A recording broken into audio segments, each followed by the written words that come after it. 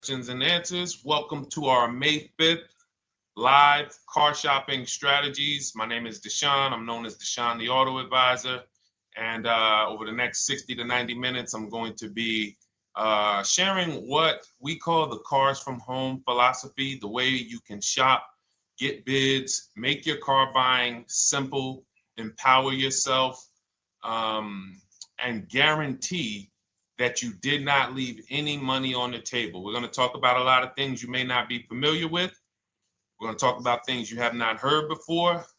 We're going to tear back some mindsets that the car business has programmed in us for their profit. And we're going to tear down those mindsets because they're costing us thousands and they're making the greediest dealers in this country thousands of dollars. And we're going to get rid of that. So this show is sponsored by my new digital book. It's called Cars from Home, 7 Steps to Saving Time, Money, and Avoiding Dealerships. So I wrote that book to give you everything I know, everything I learned at Mercedes-Benz, at General Motors, running my own brokerage, and the hundreds of people, thousands now, that we've helped since 2021 to empower themselves in their car purchases. So part of my welcome offer to you is it's normally $97. You can get it for $24. That's my welcome offer for 30 minutes, anytime during the broadcast. As we go, you can get yours in my TikTok bio, in my Instagram bio, the YouTube comments, and the Facebook comments. It's a 75% off discount as part of my welcome offer for those of you who take action. And you'll have everything we teach here for the rest of your life.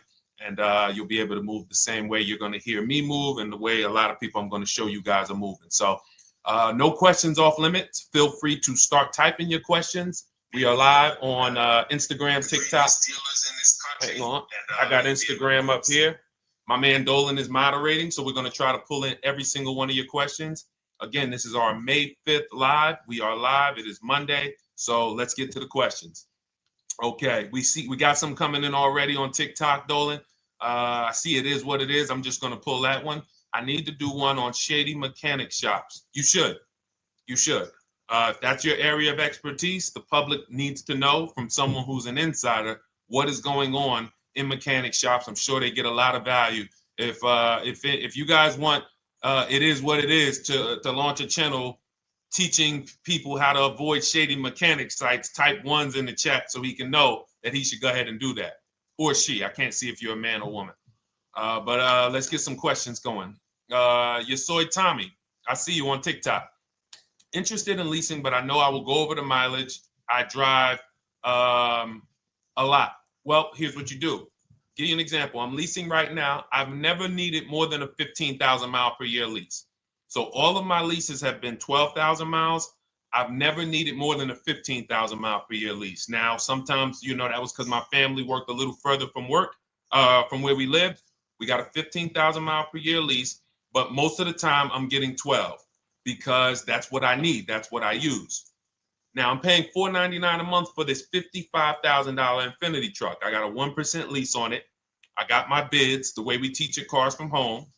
We're big on multiple offers. That's the only way you're going to save the big money and guarantee you got all the money is to get multiple bids. We teach you how to do that. You can do it by phone too. If you want to try to do it by phone, God bless you. We do it through email. We do it through emails and templates, and that's what we do. But I'm paying $499 a month for 12,000 miles. Now, let's just say I needed 15,000 miles. I would have bumped that lease up, and instead of $499, I'd be paying probably $30 more. So call it $530. Now, let's say I'm a high mileage driver at 20,000 miles. That instead of $530, I would probably be paying $620. And there I got my 20,000 miles per year. So the key is, and this is what you'll hear, people will blame the leases for not understanding that they choose the mileage. The mileage is not selected for you unless you go into a dealer and say, hey, work me up a lease. And then they're going to choose the mileage, probably give you 10,000 miles per year, and then try to close you on that.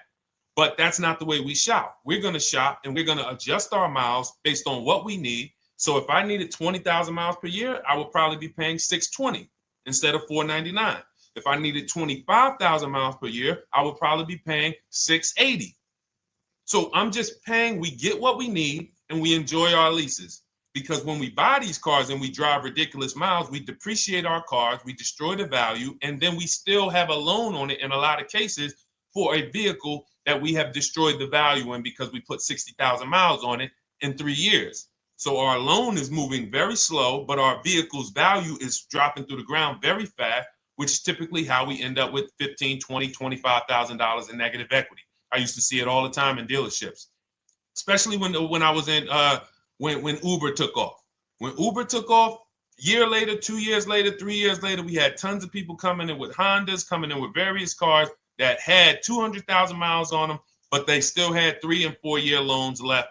And, that's just a recipe for disaster.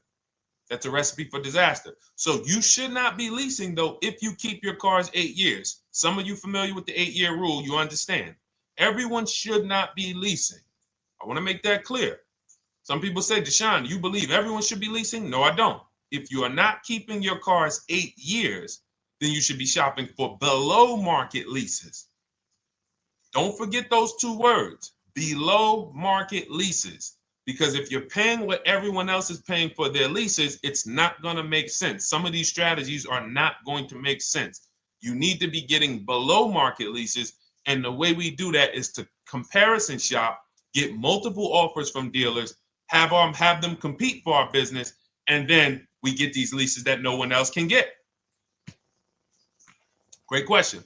So what if I go over 20,000 miles? What do you recommend doing? You choose your mileage wisely. In my book, I have a section called Choosing Your Mileage Wisely. The whole key with leasing is to scope out the mileage you're going to use, and that's what you shop for. If you know you're going to do 25,000 miles that year, you would do 25,000 miles on your lease. But you don't shop this way. We always shop with 12. A problem with leasing is once again, you go into the dealership, you say, work me up a lease.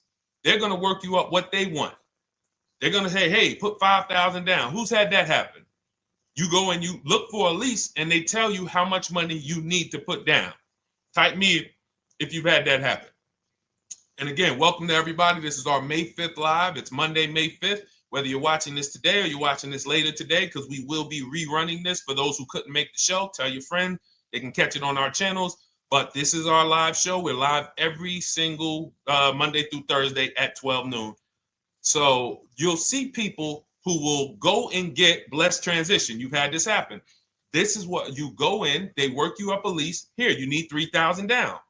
Yeah, you need 3,000 plus your taxes and fees. What do you want to do? So that's them customizing our leases. We never want to do this. We want to customize our lease and run it like this, a template. All your leases you get with, ready? 12,000 miles per year. First month's payment only due at signing. That's it. 12,000 miles per year. First month's payment only due at signing. That is how you shop all of your lease offers, because this allows you to now use the 1% rule, which I didn't create. A lot of lease savvy people know about the 1% rule, where your MSRP, I'm going to just show an example of an MSRP, the price on the window sticker. Every lease is going to be brand new, guys, or either close to it. The price on the window sticker is the price we go by, the MSRP, and we're going to divide our monthly payment into the MSRP. And once we get that, the number, that's going to tell us if we got a 1% lease, if we got a 1.5% lease, if we got a 1.8% lease. And what we did was I created the 1.5% rule to know we were overpaying for leases. You don't have value when you lease something over 1.5%. But let's keep it to the point. The point is you're shopping all your leases, first month's payment due at signing, 12,000 miles per year, and then you're using the 1% to 1.5% rule to gauge the value. Once you find your best offer, that's when you go and you say, can you please adjust the mileage down to 10,000 because that's all I need, or up to 15,000 or 18,000. You shop your offers with 12. You find your best offer concerning what value is, 1%, 1.2%, 1.4%. You lock that up, and then you tell them, show me what the payment will be with 20,000 miles per year or 15,000 miles per year. That's going to keep you from walking into these 80% dealers which are never going to give you a below market deal. When they drop their prices, they're never going to drop low enough to beat their competition. That's why their name of the game is them keeping you from checking their competition. And then you avoid these people, you find those deals, and then you adjust the mileage with that dealer. But choosing your mileage is very important with a lease. And that's why you should take 5 minutes, 10 minutes, tally up your lifestyle over the next 3 years, and you choose your mileage that you need. Great question. Let's go, Dolan. I'm getting married today. Congratulations to Ash on Facebook, everybody. Ash is getting married today. Congratulations. May God bless you with a healthy, lifelong marriage. Hallelujah. All right. Angel on YouTube says, can I lease for 36 months, then purchase to have a lower payment instead of buying at a higher payment? Now, what he's asking or she's asking is, I want this new car, but if I buy the new car, then I'm going to have to pay for the new car, in which case it's too unaffordable. So can I lease it first and then buy the difference at the end? Yes, you can. Let's talk about why that's not that financially wise. There are signals, guys, that tell us we are looking at vehicles that are too expensive for us. Signals. Would anyone on here take a 50-year mortgage? Anybody? Anybody? We got some smart people on here. Anybody volunteering for the 50-year mortgage, ladies and gentlemen? Anybody? Come on, somebody.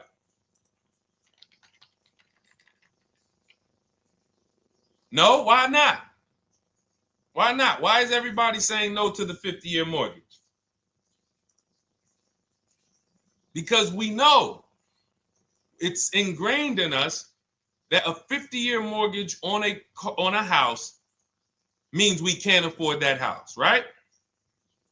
Same thing with cars. There's signals. And so when we cannot finance a brand new car and it's affordable, what should we be doing? We should be going to get a pre-owned car. That's what we should be doing. So some of you have the luxury where you could afford both a new version of the car you want, and you can afford a pre-owned version, of course. So you might say, Deshone, I could afford both. I want this car, but I could afford, which one should I get, new or pre-owned? Thank you to the new gifter, Jeffrey Jones. Welcome. The Black King. Thank you so much. Gifter badges. Appreciate everyone who supports this broadcast. Thank you so much. You helped me to keep this information going. So what you're saying is, I could afford both. Which one should I get? In that case, it's a matter of your values. Do you want a brand new car? You want to treat yourself? You only get it every 10 years. So it's like, hey, I only get a new car every 10 years. I'm going to treat myself to a brand new one. Curtis Thomas, thank you for sharing. Or you might say, you know what? I want to go to value play. Even though I could afford a new one, I want to knock 20, 30, 40% off the price, and I want to get me a pre-owned version. So that's the people who could afford both. Some of you, you're like Angel, who like, I want this car, but I can't afford it new. In which case you go pre-owned, because you don't want to you don't want to lease a car 3 years, even if you get a below market lease deal, great lease payment, turn around and buy the difference, because you're typically going to need a 5 or 6 year loan for the difference. Once you get that 5 or 6 year loan, you add that to your 3 years that you leased the car, and you got 8 to 9 years of payments on the exact same car. 8 to 9 years of payments on the same car. This does not make financial sense to pay that long on a car. This is, you can't reach the reward stage where the car is paid off and you're putting money to the side for maintenance and repairs. You know, you got a paid off car, because the goal with purchasing is to get to that long-term ownership where the car is paid off. I don't owe anything on it. You know, I got a couple $100 I put to the side for maintenance and upkeep, but that's all. That car is paid off. I can keep that thing for 15 years. I can pass it down to my son, my daughter. We got an extra car in the family. That is the value of purchasing. So if you have a payment for 8 years on a car, you don't get to that stage. So that's why before I would ever recommend someone lease and then purchase the balance, I would recommend someone purchase a quality pre-owned car and get it at a below market price. Okay, does that make sense? Okay, everything that we're talking about, guys, is in my new digital book. It's called Cars from Home, 7 Steps to Saving Time, Money, and Avoiding Dealerships. Has everything we teach, because the name of the game is learning how to structure your deals. When should I lease? When should I purchase? And then once you have your structure, getting bids on everything to make sure you don't leave any money on the table. When you get bids on everything, you're never going to lose any money on your trade-in, because you didn't just get one offer on your trade-in, you got bids. You're never going to overpay for your interest rate, because you didn't get one offer on your loan, you got bids. You're never going to overpay for the new car or the used car you're buying, because you didn't get one offer on it, you got bids. And that empowers you to control the transaction. That is what we teach. That's in my new digital book, step by step. You can get your copy for 75% off, normally $97, but it's part of our welcome offer for 30 minutes. You got it in my TikTok bio, Instagram bio, YouTube comments, or the Facebook comments for $24. Okay, enjoy it, use it. All right, let's keep it going. I need to buy a car. I want to know how to buy the advertised new the new SUV vehicle for under $10,000 or even under $20,000. I don't really understand the question. Let me read it again. I need to buy a car, and I want to know how to buy the advertised new vehicle for under $10,000 or even under $20,000. Are you saying that's the discount you're looking for, or are you saying that is my budget? Please let me know. I don't quite understand. Go ahead to the next one, Dolan.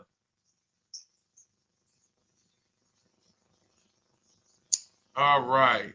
If the Carfax report only has service maintenance, is it okay to purchase?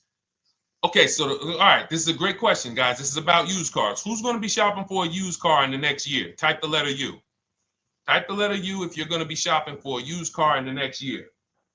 And for those who just joined, this is our Monday, May 5th, live car shopping strategies. So we are live every Monday through Thursday at 12. And for those of you who are watching the rebroadcast later in the day, you can, you'll get your questions answered. Somebody might ask a similar question, or you can join us Monday through Thursday at 12 live. Yes, so we got a lot of people who are going to be shopping for a used car. We got Buffy on Instagram, Fran Bar. Who else? A lot of people not buying? Okay. Instagram, the only people buying used cars? Okay, well, let's talk to you guys. Listen, so here's when you're looking at a used car, what you're focused on is first the service record. First the title history. What is the title history? That means, is it a salvage car? Is it a frame damage car?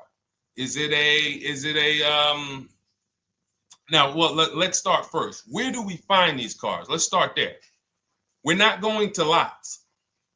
We're not stumbling onto people's lots. That's what they want. We do not want to go through our neighborhoods looking for used cars. Anybody who does not have a used car on a website, they're trying to take advantage of you, because that is unadvertised, that they don't want to be where the competition is. That is not the way we're going to move. And for years, it was like that. You drive past a dealership on the weekend, you see hey, oh, look, they got this nice yellow car, a nice big red car outside, and you just pull right in. That's 2005 stuff. Now, every used car, we need to be able to compare it to the whole market, which means we need to see it on a website, on a marketplace. So we're opening up, this is called my multiple marketplace strategy. We are opening up, and some of you are going to need a pen if you're going to really, or unless you're going to watch the rebroadcast, because I'm running stuff past you that, you're trying to buy a $30,000, $50,000, $100,000 car. We're not talking about how you're going to get a couple things from Amazon and, set up a little home studio for $2,000. We're talking about the second most expensive purchase most of you are going to make. So it's understand that you're going to need to focus in order to get the most out of what we're talking about. So we're going to go to the marketplaces. The marketplaces are Carvana. They sell their own inventory. CarMax, they sell their own used car inventory. Driveway, they sell their own used car inventory. We're going to go to now dealerships. AutoNation, they sell other people's, they sell their own. They buy and they relist it on their website. But then you have Car Gurus, you have Carfax, you have Kelly's Blue Book, no, not Kelly's Blue Book. You have Auto Trader, Car Gurus. So we're going to all these marketplaces, we open them right up in one tab. So now what we're doing is we're putting in our criteria, and what we want to do, we want to go 100 miles out. Even if you're not willing to drive 100 miles out, you want to see what the whole market looks like within 100 miles. So now, if you know what you can afford, then you can put in your price criteria. I have a tool that I created. It's called the Perfect Budget Calculator. Some people who have my book, you've used it, where you put in your down payment preferred, you put in your interest rate, you put in any equity from your old car, and it tells you, because what you tend to miss is the fees. That's what you tend to miss. So if you're not using this calculator that we created, you want to add another $2,000 or so, because you got to factor in the fees in that budget. Some of you go out and say, man, I think I could afford $30,000. Then when you find your car, they bump you up to $33,000 because you didn't factor in the taxes and fees. So this calculator does it for you in my book, and everything we use the Perfect Budget Calculator. But if you're not using it, just estimate another, a little higher. Now you put all of that into the marketplaces. Now you're looking for what the inventory is. Now, here's the reason why you must open up all these marketplaces. First reason, they have different cars on them. Carvana and CarMax has different cars than Car Gurus, Cars.com, Auto Trader. There's different cars on them.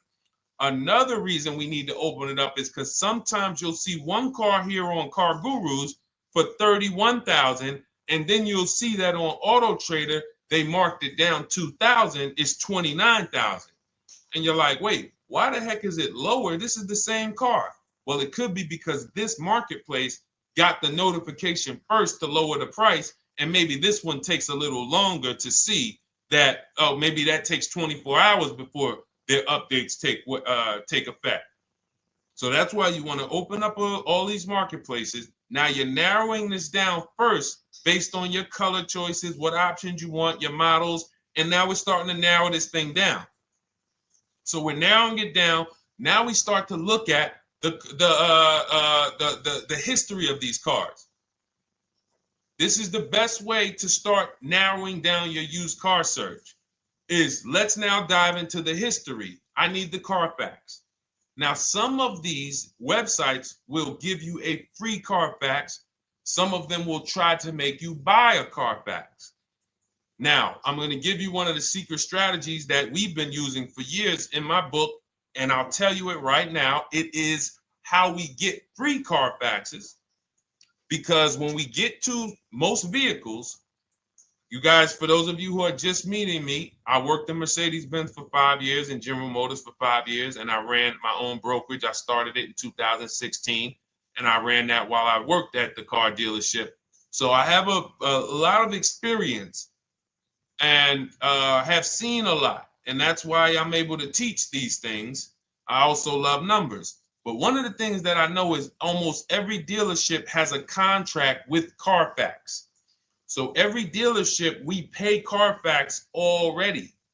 So what we're able to do is when we list our inventory on our websites, we're able to list the Carfax with it. We're able to provide that free of charge. But when we pay Auto Trader or Cars.com or Car Gurus, we are not able to actually push our Carfax to that marketplace. But if you come to our website and you find the vehicle on our website, most times you will find the Carfax for free. That is what we have been doing for years. So that now we have the Carfax, because the Carfax is the only way we can see those service records right now, because we've already narrowed it down based on, first thing we're doing is we're looking at title history, frame damage, salvage title, rebuilt title, total loss. That's the type of vehicle. The next thing we're doing to narrow it down, which is where many of you get in trouble, is you're looking at the service records. Skipping service records, buying used cars without seeing service records is disaster. The biggest indicator on if a vehicle was taken care of is what is on those service records. And if you can't see those service records, then I would not buy the car. Somebody say, oh, I'm changing the oil myself. If you don't have proof that you have changed the oil yourself, I cannot see it. I cannot see that you have maintenance this car, and that's a turnoff for me. Because now when you drive that car a year later, 2 years later, things start happening. You have no one to blame but yourself. Now the regret kicks in. Man, I knew I shouldn't have got this. But chances are, if you find a quality vehicle and you see service records on that previous owner's report, that's going to lead to a quality experience. Okay, so that's pretty much how the initial part of our multiple marketplace strategy.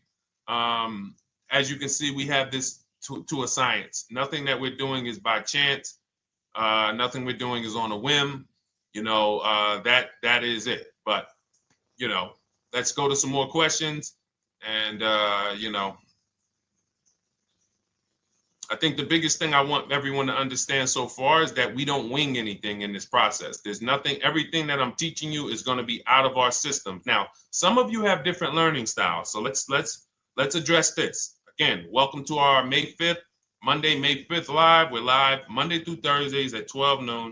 And we rebroadcast this for those who couldn't make it. You can share this with your family. Tell them, hey, visit Deshone the Auto Advisor's channel. He did a great show earlier. He answered some questions that everyone had. You can watch the broadcast all through the rest of the day. Now, but we're live every week, but we're live right now. So now the biggest, some of your learning style is different. What we teach is we have the ultimate do-it-yourself guide. This book is rated 5 stars. Thank you to everyone who's rated it on Goodreads. Just pull it up right here. For those of you who are actually on Instagram or YouTube, TikTok, you won't be able to see this right now. But the book is rated 5 stars. We appreciate you. And this is the ultimate do-it-yourself guide, whether you're new cars, used cars, leases, bad credit, how to make banks bid for your financing, high mileage driving. It's all in there, step by step. And it's a digital book, so you don't have to wait for it. As soon as you get and hopefully you get there before the 30 minutes, so you get your copy for the $24 instead of the $97. That's our welcome offer. But that's your do-it-yourself guide. Some of you, you're a do-it-with-you person, and that's Shop with Deshone. You like videos instead of reading. You want coaching. You want support. You want a community. We have 1,600 people in our Facebook group. That's our Shop with Deshone. We've had 2,200, almost 2,300 people come before you. When you see me share people like Zafrina and like Melissa and Sheree, Ken, all of these people who are, they're showing their car deals that they got. Look, took me about 30 days. He went through, past Friday, locked down 2 vehicles, 2 Yukon 2025. Said he dropped sold the BMW. They dropped the price down to 70 grand. So they took off like 5,200 for him. These are all people who are in the Shop with Deshone. Their learning style is they prefer videos. They prefer, coaching with me. But again, it's the same information. So I want to be clear. It's just your learning style. So if you are like Deshone, give me the blueprint and I will run this thing. That you're going to be like the people who send, like Marie. Marie just wanted to let you know she got our book. Using the book, I saved over $13,000 off MSRP. Now, here's where the feelings get hurt. And this is not my intention. But some of you have these same vehicles that you're going to see me sharing that our people get. And when you see what they paid for them and what they're getting off of them, you're going to see, wow, I did not get that. I did not get that type of discount. So all of you who have this 2025 GLC coupe fully loaded, she said they took $13,000 off MSRP. She got her bids from home, got my payment to be hundreds lower per month, maintenance included, no money down. We are masters at no money down deals. You should not be putting money into these cars unless you intend to keep them for 10 years and you got a great price already. You got a huge discount already. You should not be putting money into these cars. I have never done more than $1,500 out of my pocket for any lease. And when my car that I bought, I put money down on that because I bought it to keep it. But everything else, we are shopping with no money down. So you're going to see that a lot. So again, depending on your learning style, you can head to my bios and to the comment sections, open the Cars from Home Toolkit, Shop with Deshone might be right for you. I don't care how you get the information as long as you are saving the money. I don't care. If you could do it with a $24 book, do it with the book. I would rather you say, man, this guy Deshone helped me. I bought his book. I got it on the sale because he did the welcome offer for $24. And man, I done got 4, 5, 6 cars using this thing. And all I paid was $24. Congratulations. I will celebrate that. I wish that for everyone, but that's not everyone's learning style. So, okay, Dolan, let's keep it going. I'm sure we got a lot more questions coming in. Molly from Facebook, great to see you. Needed to be here. Well, I'm glad. I just ordered a new vehicle last week, expected to arrive in 3 months. I need a breakdown of how to get out if the options they want, get out of the options they want to the MSRP. Well, first of all, what you want to do is you want to get bids now. You do not want to wait. Those of you, she's ordered a car. She's scheduled to be here in 3 months, and she has not locked in her pricing. Now, the reason when we order a car, we are always getting our bids first because the closer your car comes to arrival, the less leverage you have. They know once that car comes in there, she's been waiting for 3 months. She is not going to want to walk away from this car. She is not going to want to do this all over again. And they're going to probably take a shot and say, or if you look for a discount at that point, you probably are going to be like, no, I'm sorry, we can't give it to you. So what we're going to do is we have to now send that request out. Now, there's 2 ways for you guys to do this, whether you're leasing or purchasing new cars. 2 ways for you to do this. You can do it your way, which is calling around. Calling around, not going into dealers, calling around, ask for sales managers, try to get yourself at least 5 offers. Because the only way you're going to see how overpriced the offers are is to actually get multiple offers. So I'll give you an example. I'm showing you guys on the screen what a market report looks like. So we also have a division. We shop for people's new cars and their leases if they have good credit. So when you see, oh, I tried to pull it up. It's not loading. So what you're going to see, and some of you who've used our stuff, you can testify to this. There is a huge spread between the best price and the worst price. Huge spread. So in order for you to know you actually got the best price, you need to see 4 other offers that are higher. I'm going to say that again. Thank you to all the gifters on TikTok. Thank you, Jeffrey Jones. Appreciate it. You need to see other offers that are higher. So let's go back to my car. This dealer who won the bid for my Infinity truck saved me over $8,000. Now, he said to me when I was making the deal with him, he said he knew that I was not going to find a better offer because he had used a special coupon he had to apply towards the deal. He needed the deal that month, and that's why he won the bid. So he's able to take off $8,000. If I was purchasing, I would have got $8,000 off the price. But I leased it, so my lease payment was $499 a month with $1,270 down total. And $1,270, $499 of that was my first payment. So every other offer that I got, $560, $605, $640, $700, $750. That's how you know you did it right. If you don't have a bunch of the 80%, we call them. This is the 80%. Some of you have heard me say we don't negotiate with dealers with fake fees. It's a losing battle because even when they take off all the fees, they're still super high. I'm going back and forth by email. So if you're using what we teach, you're taking minutes out of your day. You're going back and forth with email. We close deals in 60 to 90 minutes. I'm not inviting anyone to car college. 60 to 90 minutes of emails back and forth. Next thing you know, we're closing a deal. But you're going to see, even after back and forth and telling the dealers through email, you can do it by phone. Hey, I'm shopping other dealers. Please make me your best offer. I have all the templates written. So when you're using our stuff, you don't even have to wonder what you're going to say. You just copy and paste our template. But even after that, you're going to see, wait, these people are still giving me super high prices, even though I told them I'm shopping, even though I told them I'm serious, I could buy the car right now, even though I gave them every single thing I need to give them to get an offer, they're still $150 a month higher than my best offer. That's going to prove to you that they are the 80%. They are not coming down. When they say this is our best deal to their customers walking inside, they're not lying. It is their best deal. It is not the best deal. It is their best deal. Their competition's best deal will blow their best deal away. And the only way you do that is by getting bids. So that's what you need to do, Molly. Take exactly what you're looking for. If you want to call around, call some sales managers and say, hey, listen, this is what I'm looking for. I put in an order, but I'm not dead set on the price yet. Haven't really gotten, I want someone to lock in a price for me.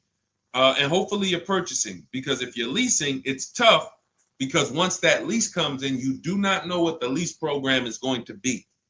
So if the lease program is bad, then you could find yourself jammed up. Now, here's what we try to do to prevent that. It's not always possible. Here's what we try to do. Once you have found the best dealer who's won the bid, now what you're going to do is say, based on this price that you're selling me the car for, can you give me a lease estimate now? So let's say I'm ordering this Infiniti. I shop around, I find a dealer who says, all right, Deshone, I'll place the order. I'll take $6,000 off list price for you if you do the business with me. Perfect. Can you give me a lease quote based on that now? I know this is not the vehicle. My vehicle's coming, but can I get some type of an estimate of what it would be? And then I look at that, and if it's affordable, now I place my order. But I'm not placing an order for a lease blind, not knowing what my payment's going to be when that car gets here. Okay? Does that make sense? I know I may be typing, this is heavy. That's why I told you guys, when you're here with us in car buying, below market car buying strategies, this is like short 60 to 90 minute master classes. This is not lives where I'm showing you how to make macaroni and cheese and turkey and like, okay, yeah, you got your music playing in the background. Hey, listen, all right, what I need? Oh, hand me the Sazon. No, you could do multiple things.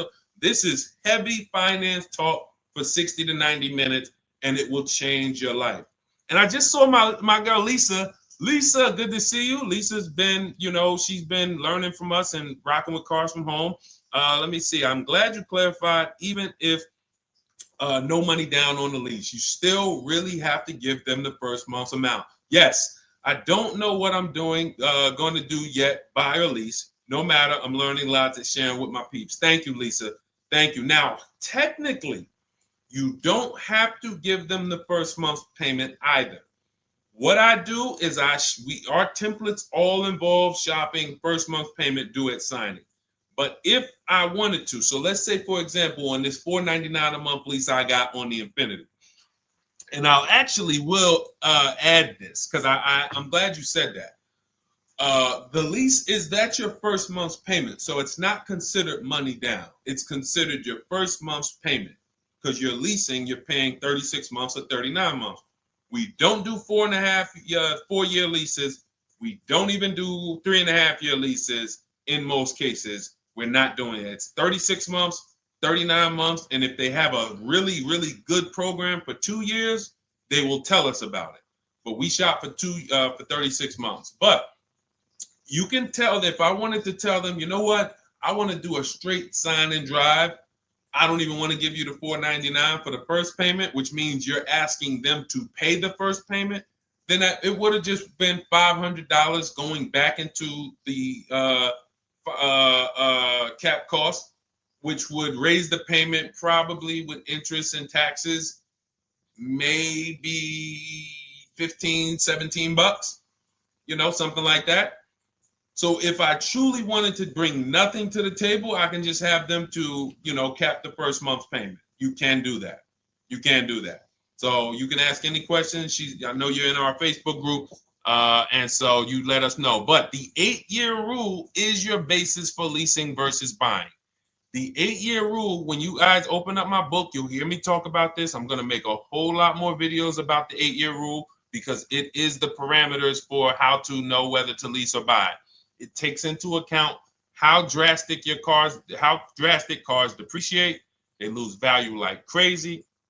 All the losses are in the first 5 to 7 years, and you don't win until you've kept the car at least 8 years, compared to someone who's getting a below market lease. So let's take an example. You look at somebody like, Brian. Brian got my book. Just finalized my first ever lease using your system.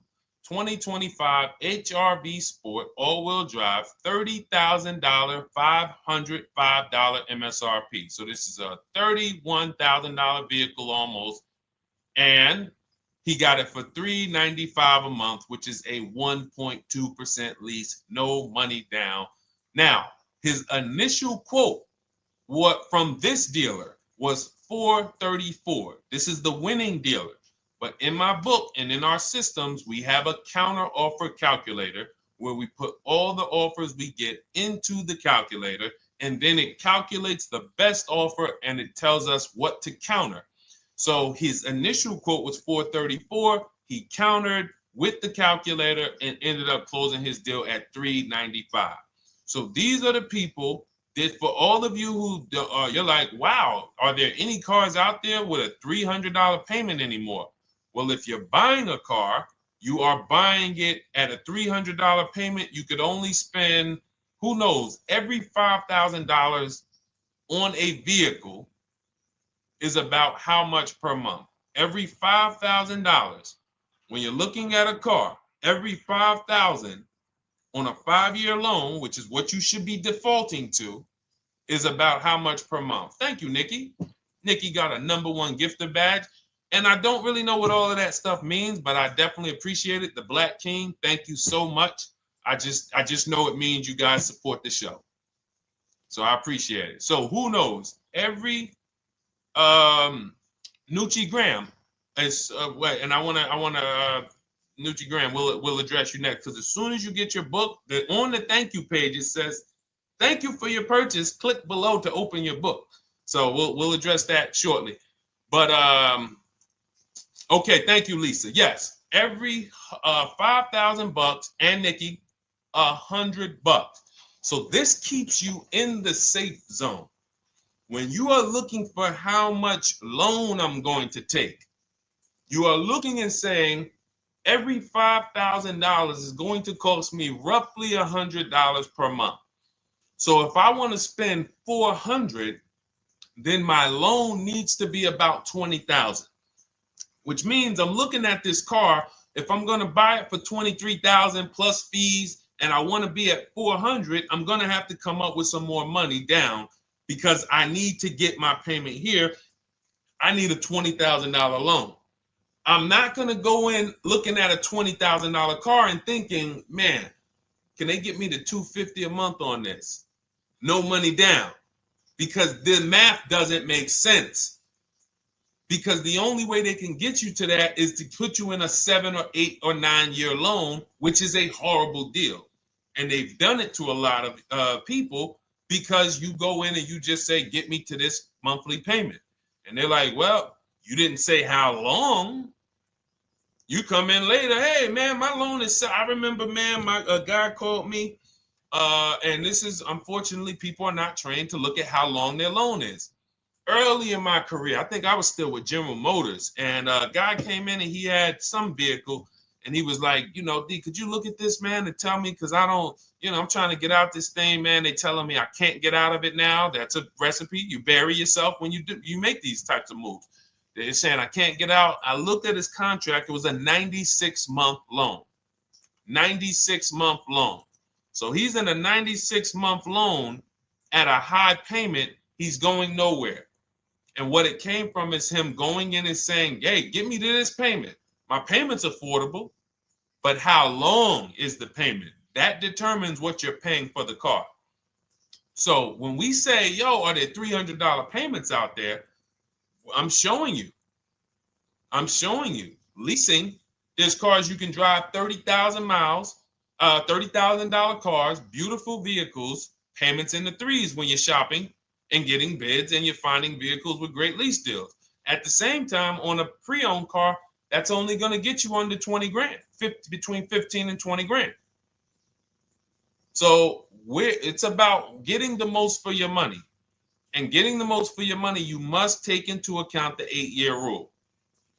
If I'm not keeping a car 8 years, I should be shopping for a below market lease. I'm not tying up any of my money in this car because I'm not keeping it long enough to have all of that money benefit me. Does that make sense? Type ones if that makes sense. Type dollar signs if that makes sense, because this is about money. If I'm not keeping the car 8 years, then all the money I'm going to tie up in the car to pay for it, to pay off the loan, to do the maintenance, to change the tires, to change the brakes, to change the oil, to change the brake fluid, the transmission, all of the money I'm putting in that car, just normal maintenance. I didn't say anything broke. Normal maintenance over 7 years. I'm not going to keep the car long enough to have that make sense. Whereas had I leased, I'm just below market leases. I'm just literally paying cents on the dollar, changing my oil. Most of the times I'm out the car before I need brakes, unless some of you are driving 15,000 mile a year leases, and then sometimes you will replace the brake, but it still does not compare to the cost of purchasing. And you know, throughout the show, I'm gonna show a lot more lease deals and a lot more discounts. But the reason why I show you guys the lease deals is because the money doesn't lie. Unless you're just hell bent on paying more, the money does not lie. You can't compare when I was, you know, I'm driving $40,000 cars, my payments have a 3 in front of them, and my friends are driving $20,000 cars and their payments have a 3 in front of them.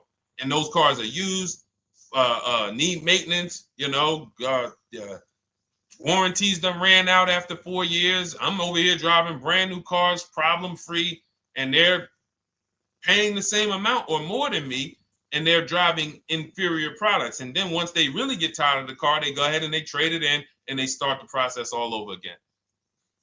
So it's bad financial advice that the car business never trained on, and they just love for people to be ignorant. But we're not going to be ignorant here.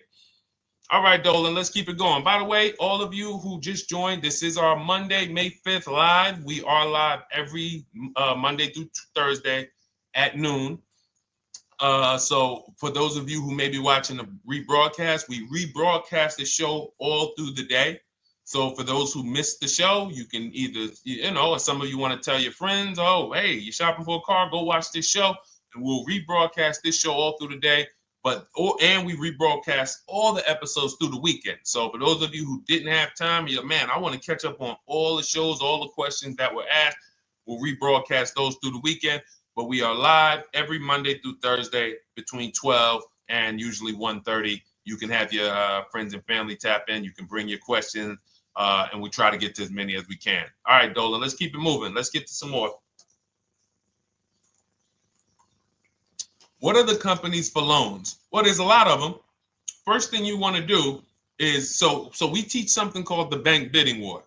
This is a question, because here's my question to you guys. Where do you get your car loans from? Here's my question to you. And I'm going to tell you how we should change the answer, because I know what some of your answers are going to be. Where do you get your car loan from? Some of you are going to say my bank. Some of you are going to say the credit union. Some of you are going to say the dealership. But all of those are not the answers we want to go with anymore. Here's the answer. You got it, Nikki. I love Nikki. Whoever gives me the best rate.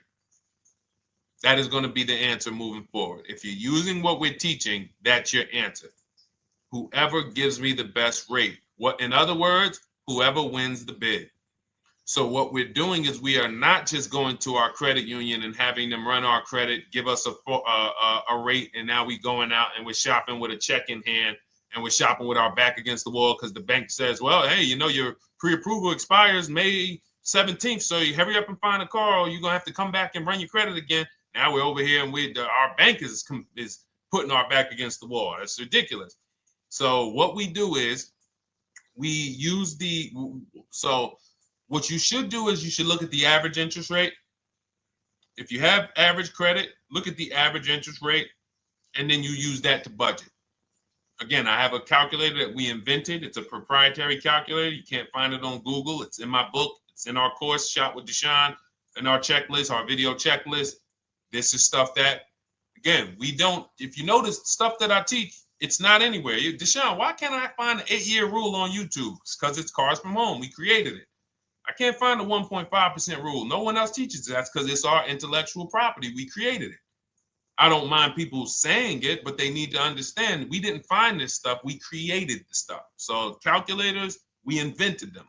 So this calculator you take this interest rate, but even if you want to use a standard payment estimator calculator, you can take just what I said. Remember, add a little bit more for the fees, because that's what you're not taking into account. The fees, the taxes, and that's where we get in trouble.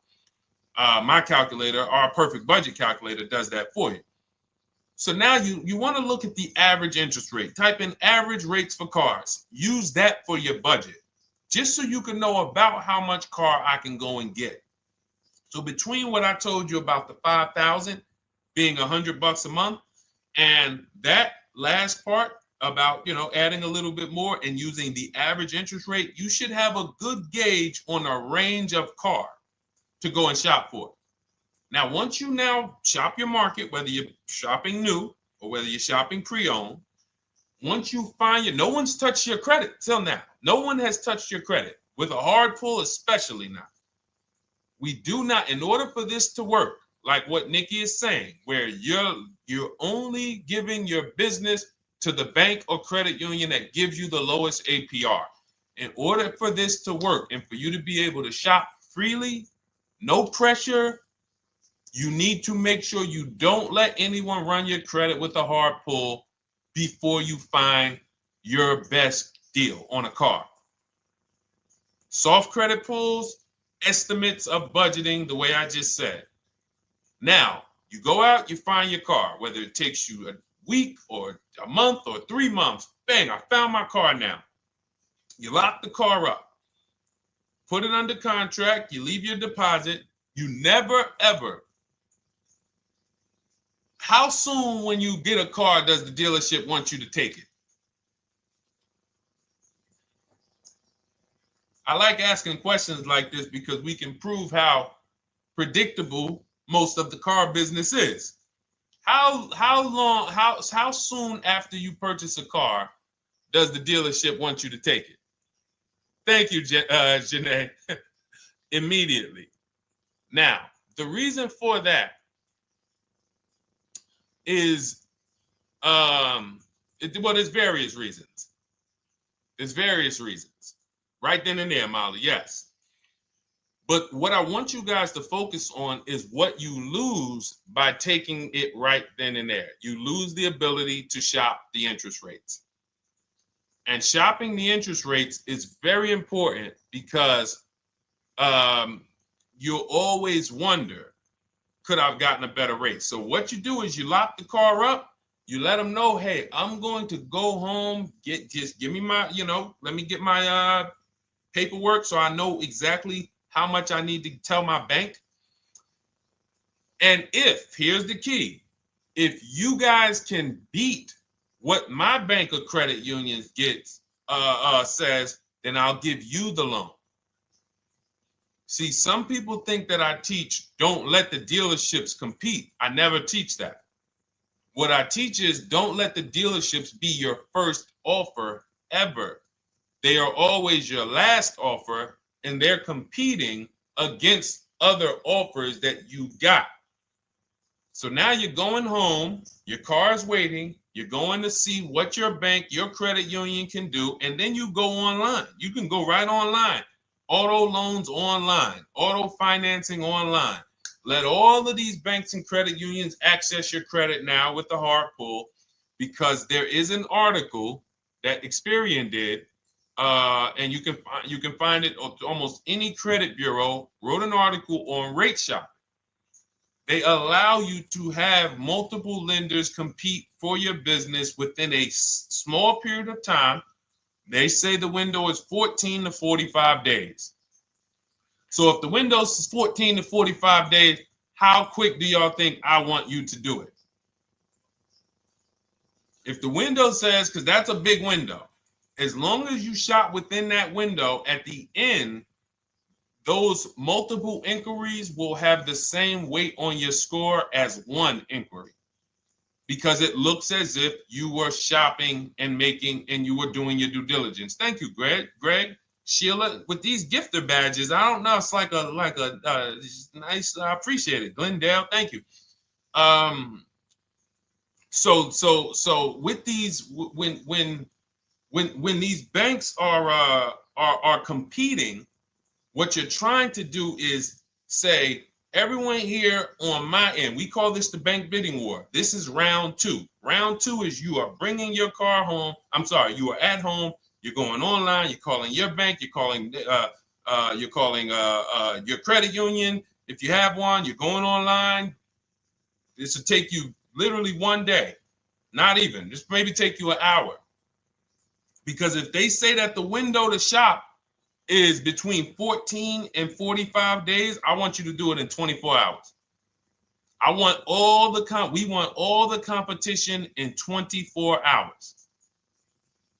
Because that guarantees we are way within the window. They're going to look and see, wow, this person bought a car. They had multiple lenders competing in a small period of time. They're not out here just letting people run their credit over, every week. Some new banks running their credit. So now you call the dealership afterwards. You say, hey, the best offer I got was from such and such credit union or such and such bank. If you guys can beat it, I'll give you the business. You allow the dealer to now shop you to their banks. In which case, they're going to call you and say, hey, good news, we got you a better rate. Or, hey, good news, we couldn't beat the rate, but we can match it. In which case, they save you the time, they save you the paperwork. Or they're going to say, hey, listen, that's a great rate you got. We can't beat that. None of my banks can beat it. And in which case, we guarantee all around we got the best rate, which is the goal we're looking for. As Nikki said, I'm only giving my business to who gave me the best rate. That is the bank bidding war.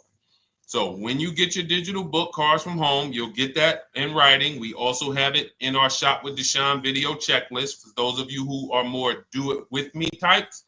Again, we're all about your learning style. And some of you just like, Deshone, I see you. Can you shop for us? What are these? I'm seeing a lot of you guys shop for people, new cars, new cars, leases only. And you have to have good credit. Your FICO scores need to be over 670, all of them. But if you don't, again, same result. We've been helping people get these results since 2021. And again, I am all about speed. These are short videos. The book is boom, action steps, action, action, action, action. I'm not trying to teach you everything about cars. I'm trying to walk you through a path, a 7-step path to get to the result you want all the time. Okay, I'm not taking you to car college. You're not going into the car business. You just need to know how to get the best deal. And that's what it's about, step by step. Okay, but for those of you who are just coming on, this whole show is sponsored by my new digital book. It's called Cars from Home, 7 Steps to Saving Time, Money, and Avoiding Dealerships. It's a digital book. Everything we teach about new cars, used cars, leases, below market financing, high mileage driving tips, bad credit tips for those of you who have your credit is not going to qualify you for everything else we're talking about. You need specific strategy. We have that specifically for people with bad credit inside my book and inside Shop with Deshone. So that's why I never believe in one size fits all car buying advice, because all of you are in different situations. So how does somebody look saying, you all should do this? We're all in a different situation. I have a trade-in, he doesn't. He has a lease that's coming due, he doesn't. Oh, he has a lease that's coming due, he has equity in it, we need to help him get that equity out. He has a lease, it has an equity, but it has a third-party restriction. We can't talk to people the same. That's why everything we do is custom and letting you know, no matter what your situation is, it's very common to us. Very, very common. So, all right, let's keep it going. We got some more time, Dolan. Pull them up. More questions. All right, yeah, I see we got a couple more coming in on TikTok. How do I get the book? Well, the book is in my TikTok bio. In my Instagram bio, there's a website there. It's Cars from Home Toolkit.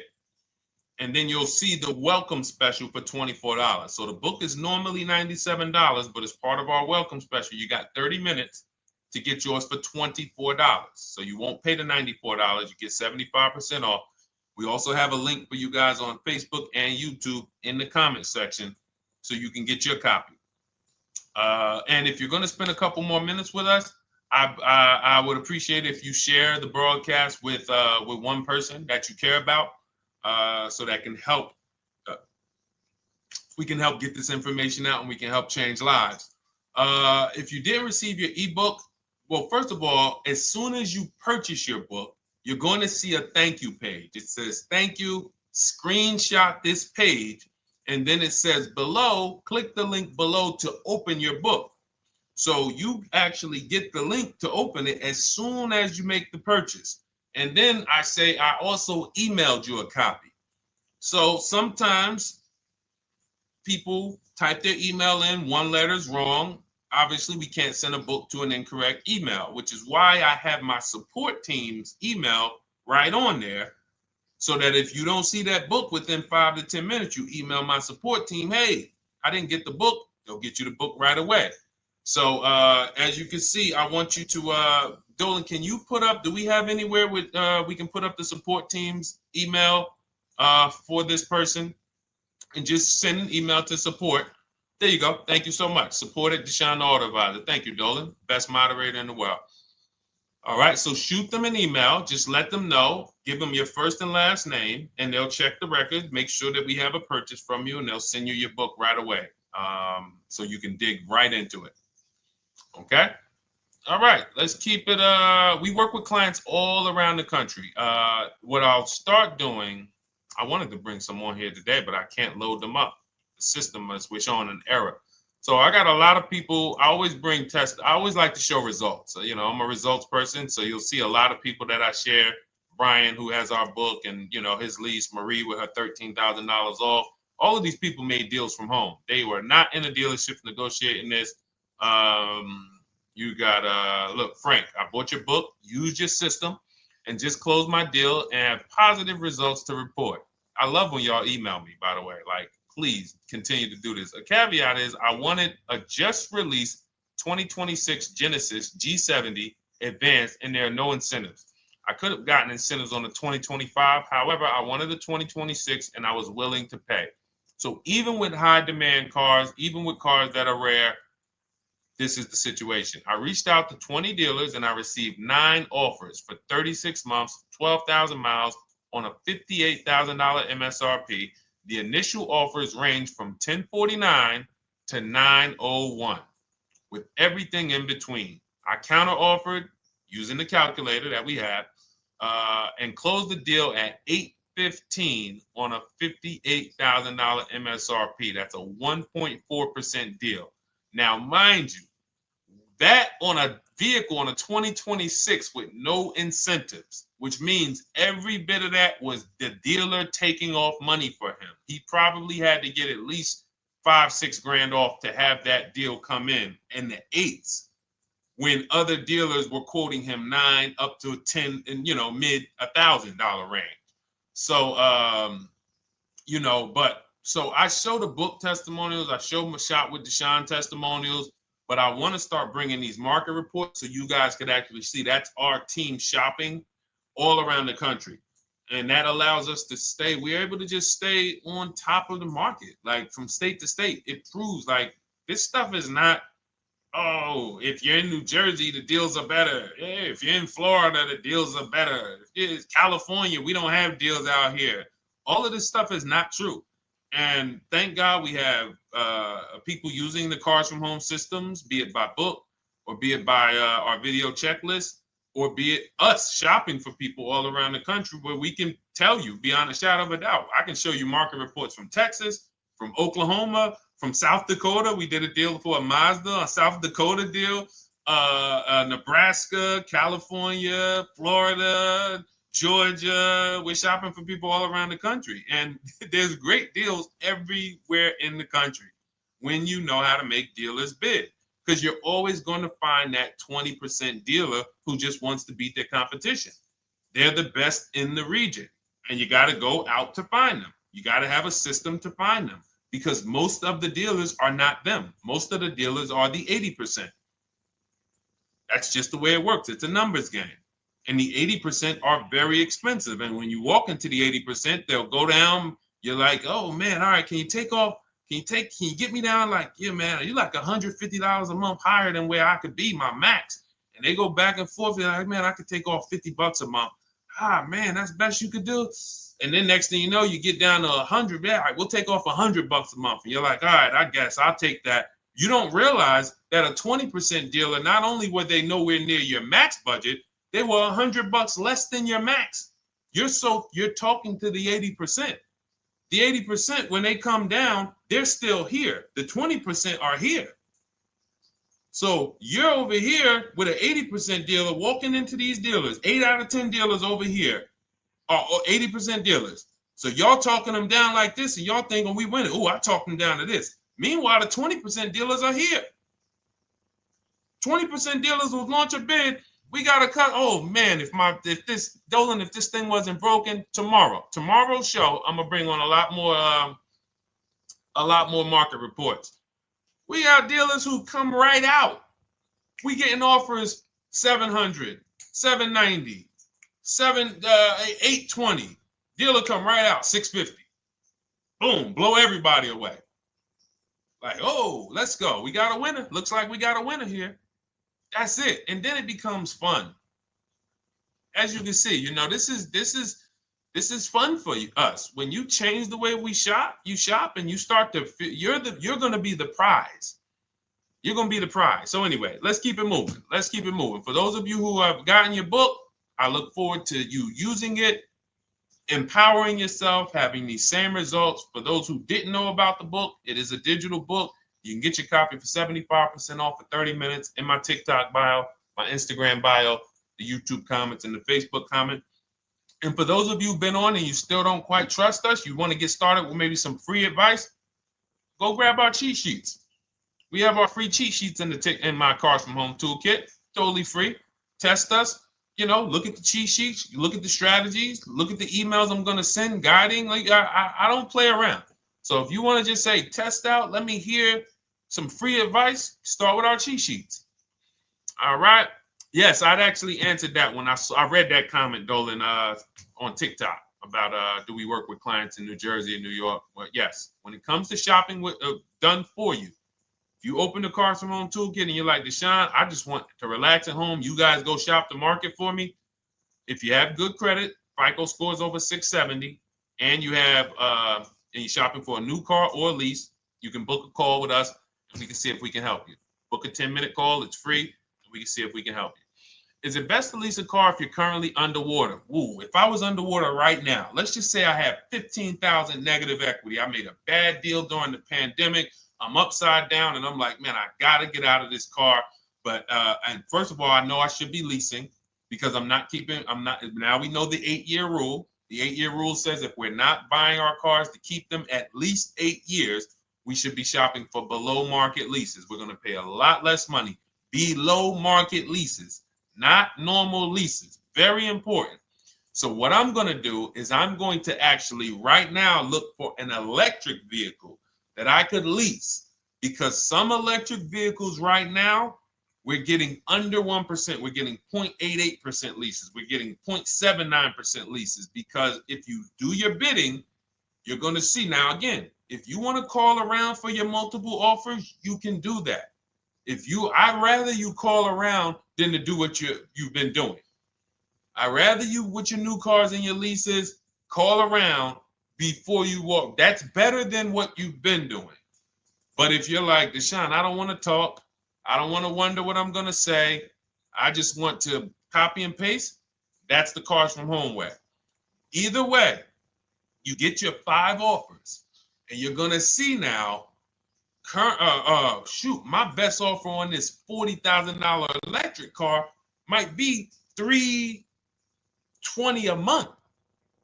So I'm now driving a $40,000 car. If I didn't have my negative equity, then I would be driving it for $320. But now I got to bring this negative equity over. Now, the reason why you want to look at these electric cars for this is because if you try to bring a bunch of negative equity over, what ends up happening is you're now messing up the loan to value ratios, and the bank won't approve it. So you might go in and look at a $40,000 car, and now you bring this 15 grand of negative equity, and the bank is saying, we're not going to loan $55,000 on a $40,000 car. We're not doing that. So that's when they'll say, some of you may have heard this before, you have to put money down. They'll say, we can't get you approved unless you can put $3,000 down, $5,000 down. You have too much negative equity, and the bank is not going to approve it all. But when you get your bids on some of these electric cars, you're going to get $10,000, $15,000 off. And this is specifically what I would be looking for. I would be looking for the electric vehicle that when I get my bids, I'm saving 15 to 18 to 20 grand off. And if you guys don't think that's possible, you haven't been here for long. You know, this is Milligan. She bought her Mercedes EQE last year. She literally, MSRP of her car was $79,245. She got almost $30,000 off the vehicle. Almost $30,000 off the vehicle. $51,359 is her price. $79,000 vehicle. She got it after rebates, after discounts, after everything. $51,359. So you take a vehicle that you can get a huge amount of money off, then you bring your negative equity over. So now that payment goes from $320. Yes, it might go up to $575 or $600 even. But I know I'm in a nice car now. I'm in a brand new car, and after 3 years, I'm done with that negative equity. So that's what I would be doing. And if God forbid the car gets totaled while you're driving, you're out of the negative equity in a lease. So if I rolled that negative equity, 15 grand over to this car, now I'm driving it. Boom. All right, I got this electric car. I'm out of the negative equity. I got a good value. I'm in a $40,000 car. My payment is affordable. Now I'm driving. Oh, shoot, car gets totaled. I'm out. I can go get me another car now. I can go and get the same exact car, but I can get it for $320 now. So, you know, that actually is the reason why people commit insurance fraud and total their cars or get them stolen intentionally. But no, that's just something to keep in mind. Something to keep in mind. Because most of you, when you start leasing, you're going to see that was my reason for negative equity. That was my reason I kept having negative equity, is because I wasn't leasing. And that was the reason I was paying more money for cars than I should have, because I wasn't leasing. And again, the key is getting below market leases. You walk into a dealership and say, work me up a lease, you're not going to have these payments that, you know, we're talking about here. It has to be below market leases. That comes through multiple offers. Only way. All right, let's keep it going. A lot more questions. No gap then. Is that your first time leasing? Well, no, we'll get to that. I see it's a little conversation happening on TikTok over here. By the way, everyone, this is our Monday, May 5th live. We're live Monday through Thursday. Tell your friends, please. I would love for those of you who are going to keep joining us to see some friends tomorrow, family members tomorrow, co-workers. When you are at work, when you're talking to people, if they say they're car shopping, I would love for you to invite them to our live shows Monday through Thursday at 12. And if they couldn't make the show, we will rebroadcast each episode for the rest of the day. So after today, after we end the show, if you guys want to refresh on some things or you want to whatever, you want to send people, we will rebroadcast this episode for the rest of the day. And then on the weekends, we put together a weekly compilation. We broadcast them all just for the people who couldn't make the live shows. But every Monday through Thursday, we are here.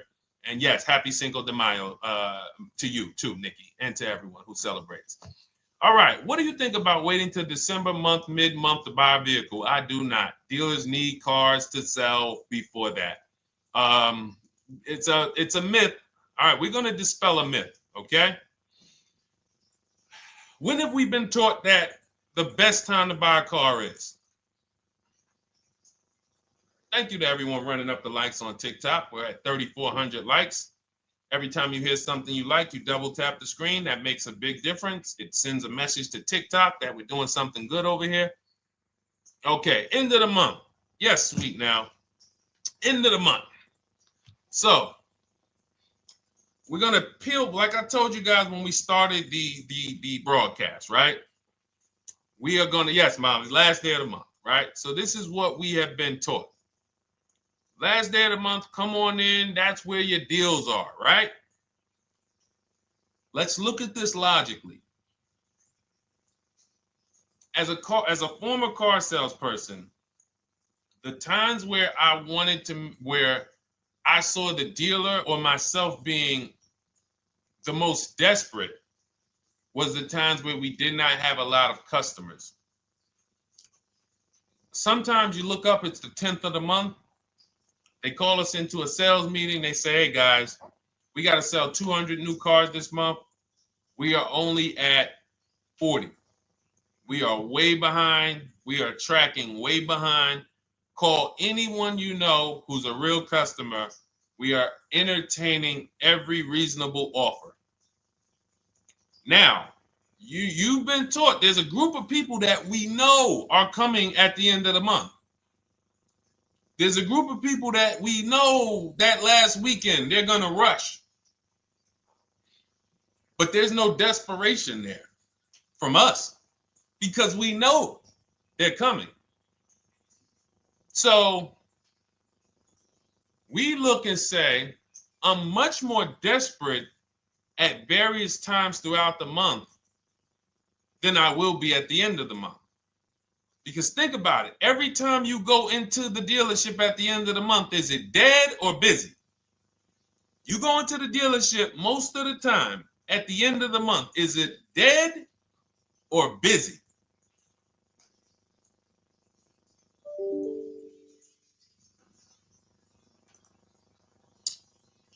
Thank you.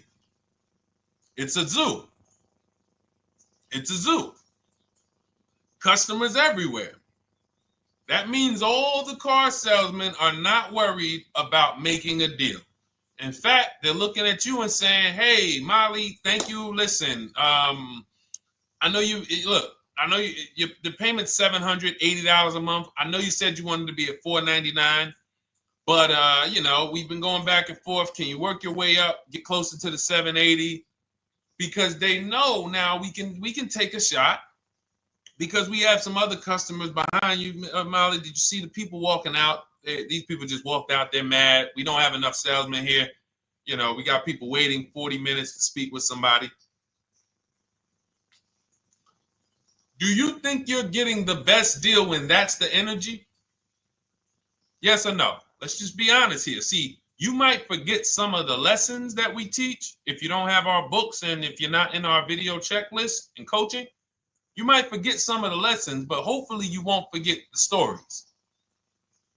So you walk in the dealership at the end of the month, the place is a zoo. It's people everywhere. They're ringing bells. They got the big clown, donuts around. Hey, you want a donut? Do we think there's desperation? Thank you, Sheila. Thank you, Molly. There's no desperation here. And they don't magically wait till the end of every month to hit their numbers. Some dealers hit their numbers at the 25th of the month. Numbers are hit. We still got people coming in end of the month. So What we want to do to answer the question is we want to be positioned. What I like you to do, for those of you who are in an emergency situation, you need a car in a week, in 2 weeks, that's fine. Everything we teach can guide you. We've had people who got their cars in 3 days. Like that's not something that is let's see. This is my second go around, much easier, more relaxing experience. Calculator definitely helps.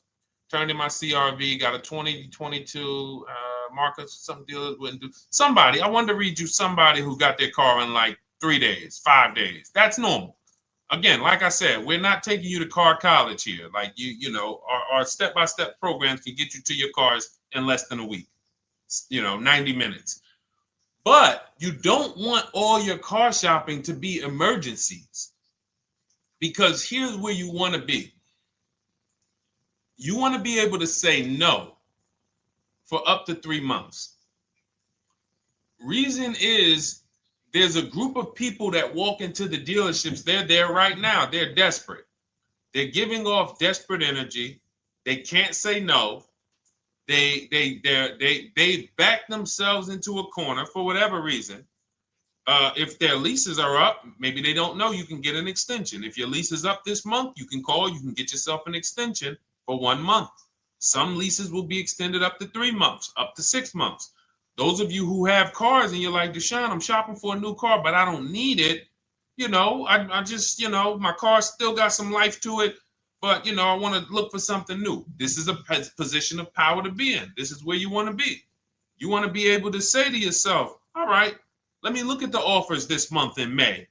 All right, I'm going to follow up next month because the offers change. The used car market changes. The lease prices change. The dealer desperation, it changes. I'm not letting tariffs push me into doing something and making a bad deal. I'm not doing it. I'm not worried about tariffs coming, because there's going to be deals no matter what. If the prices of the new cars go up, what happens to the prices of our used cars that we're going to be selling? See, that's how we really won during COVID. Some people who've been with me since 2021, that's how we were winning. My man John Shaw, he was one of the first people. David Isaacs came in, got his BMW. Yes, the lease prices were slightly higher back then. We were still getting under 1.5. We were still getting 1.4. John got a 1.2 on a Jeep Wrangler, but we were selling our old cars for 8, 10, 12 grand more than they would be worth today. So even if the new car market goes up, we know how to maximize the prices of the cars we're getting rid of, and we're going to offset it.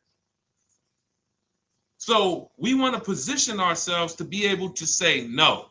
That is the strength. That's the leverage where we can say, you know what? All right, I'm going to follow up next month. Now we're telling the dealers right up front, hey, call me. I'm good between now and June 18th. I'm good between now and July 20th. So now what those dealers say is, okay, this is a serious customer. By the way, we have all this in templates in my book. You fill out the template, you fill in, here's the day you can buy a car. This is your deadline. When we blast it out, these are things you can call dealers and you can tell them, hey, I'm good between now and anytime before the summer. Call me if you get a black one with the red seats and this package in it. If you want to call around, you want to do it that way, you could do that. But what you're letting them know is, call me when you want to make a deal. I can make a deal today. Let me see the numbers today. Great. All right. If sometimes you'll see that a car is a little bit out of the range we want it to be in, you might say, man, I'm looking for it to be around, 505. This thing's coming in about 550. Okay, maybe I'll check next month, see if the program gets better. You might say, all right, dealers are saying to some of you shopping for cars that maybe every dealer is not going to have it. When you reach out to the dealers, only 5, 6 dealers have it. But they say, hey, I got something coming in May. I got something coming end of May, June. Is that good for you? See, they're desperate customers. They can't say yes to that because they back themselves into a corner. But you guys now operating with a 90-day shopping cycle. If a deal comes today, I'm jumping on it. But if you got something coming next month, I'm jumping on that. Call me when you're desperate. Call me when y'all have that meeting. Hey guys, we're way behind. Listen, we need a deal. I'll take any deal right now. Hey, is that person that Sheila McCauley, you know, that last month, her number, we couldn't make that deal last month. Did she get a call yet? Hey Sheila, did you get a call yet? No, I'm still waiting. Okay, great. We can get to your number now. Perfect. Thank you. Positioned. So we want you to be positioned when you use what we teach, whether it's the Cars from Home digital book, whether it's the Shop with Deshone. For those of you who are like, Deshone, let's do this together. I want the checklist videos. I want coaching. I want to be able to pop into the Facebook group, ask around. We can't give you that for $24. No author can give you the support. I got tons of books. There to Be a Man, In His Steps, Tony Robbins' book. None of these authors can give me support for the price I paid for their book. That just can't happen.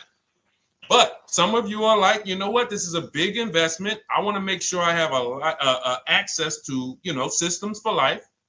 That's the Shop with Deshone done for you video checklist. And then you got coaching direct with me in our Zoom calls every first and third Wednesday.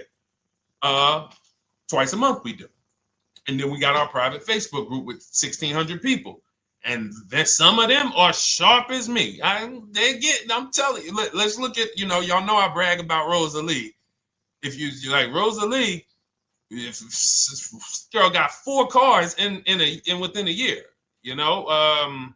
Her first car was the Infinity. She got her Infinity truck. And I was sharing her a lot last year when she got her Infinity QX60, but she recently shared that she got 3 vehicles. And hold on, where is she at? I just had her up. So this is the people that's in the group. Like, look, 3 vehicles. Big shout out to Deshone the Auto Advisor for making these incredible deals happen. 3 new leases for my sons with only first month's payment down. She got a Nissan Rogue, almost $37,000 vehicle, $399 a month, no money down. Mazda CX-30 Sport, $28,000 vehicle, $28,300, $339 a month. That's a 1.2% lease. And she got a Mazda CX-50 Premium Plus, $40,400 vehicle, $420 a month. 2 1% leases and a 1.2% lease. And the cherry on top, she says, I sold 2 leases. Some of you don't even know you could sell a lease. She said, I sold 2 leases. She had equity. Now, not every lease has equity. But if 8 out of 10 leases don't have equity, then 2 out of 10 do. So if you've just been dropping your leases off at the dealership, hey, here's my old lease. Let me get the new one. Hey, here's my old lease. And you have not assessed the equity. Could there be equity in it? Imagine how much money you've left on the table. Imagine how much, wow, I didn't even know you could sell leases. She sold 2 leases, 2 2021 Elantras, walked away with $6,737 in equity.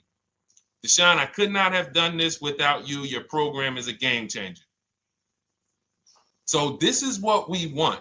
We want empowered car shoppers. We want people who are not intimidated. I don't care what this market does, whether I need a new car, used car, whether I got bad credit, whether I'm a high mileage driver, it does not matter.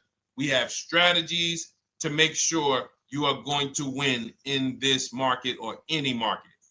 Does not matter. Okay? So, for those of you who don't know, the whole show was sponsored by my new digital book. It's called Cars from Home, 7 Steps to Saving Time, Money, and Avoiding Dealerships. It's 5-star rated. Thank you to everyone who's rated it, reviewed it. It has everything we teach in a step-by-step format. It's normally $97, but as part of our welcome offer, you can get yours for $24 in my TikTok bio, in my Instagram bio. Click that website. It's the carsfromhometoolkit.com.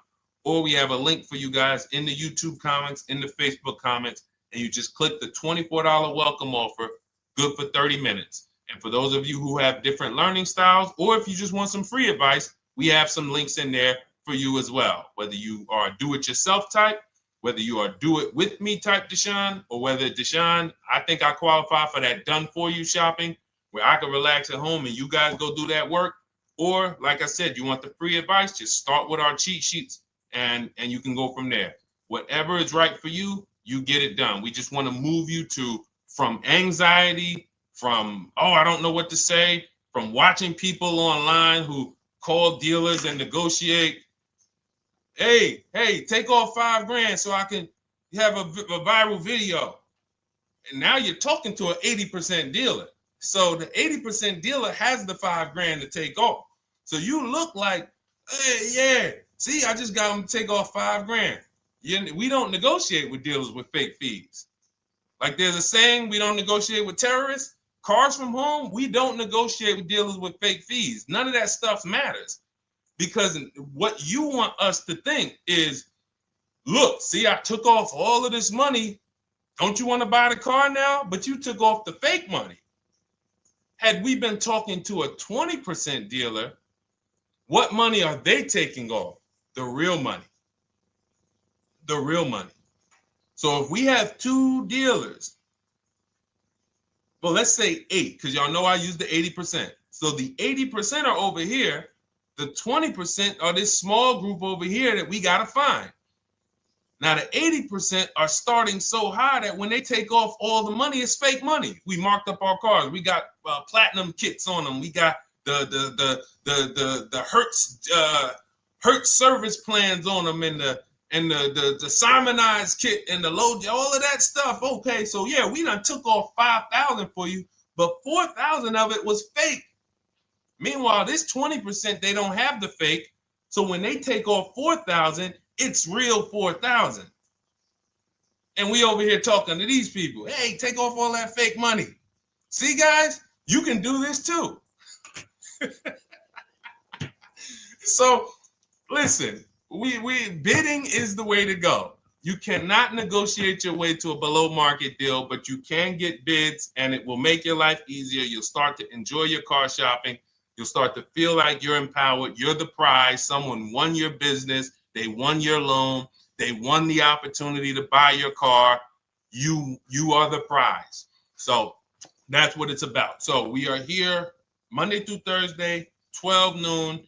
Make sure you meet us live or tell your friends and family who are shopping, hey, hop on this show. We're live on TikTok, Instagram, Facebook, and YouTube. But we will broadcast the show for the rest of the day. So those who want to catch up on some things that you may have missed, or if you just jumped on and you're like, whoa, man, I missed a lot. We'll rebroadcast this show for the rest of the day.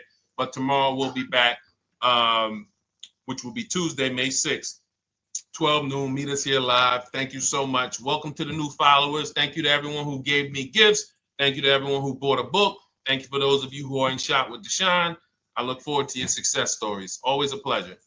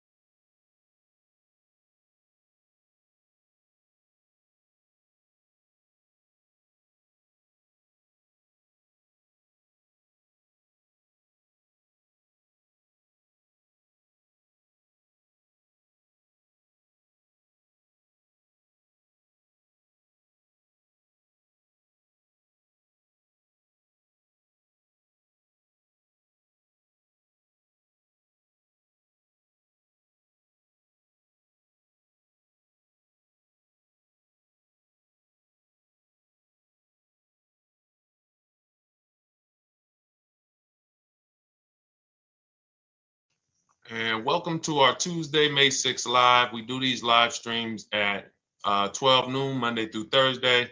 I am your host, Deshone the Auto Advisor. And for those of you who've never met me, I have devoted the last 4 years to teaching people how to get the best deals on cars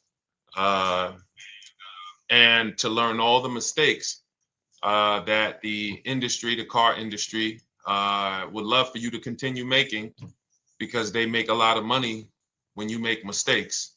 And so what we do here is we really just do questions and answers. I will teach on various topics that I feel are widely misunderstood, like the subject of leasing. And some of you who are new here, if you've never been here before, could you type a 1 in the chat if this is your first time on a stream? We do these streams about 60 to 90 minutes. And if you're going to get the most out of them, we just ask that you lock in, that you focus, because we will be talking about $1,000 mistakes. Nothing here that we'll be talking about over the next 60 to 90 minutes is hundreds of dollars.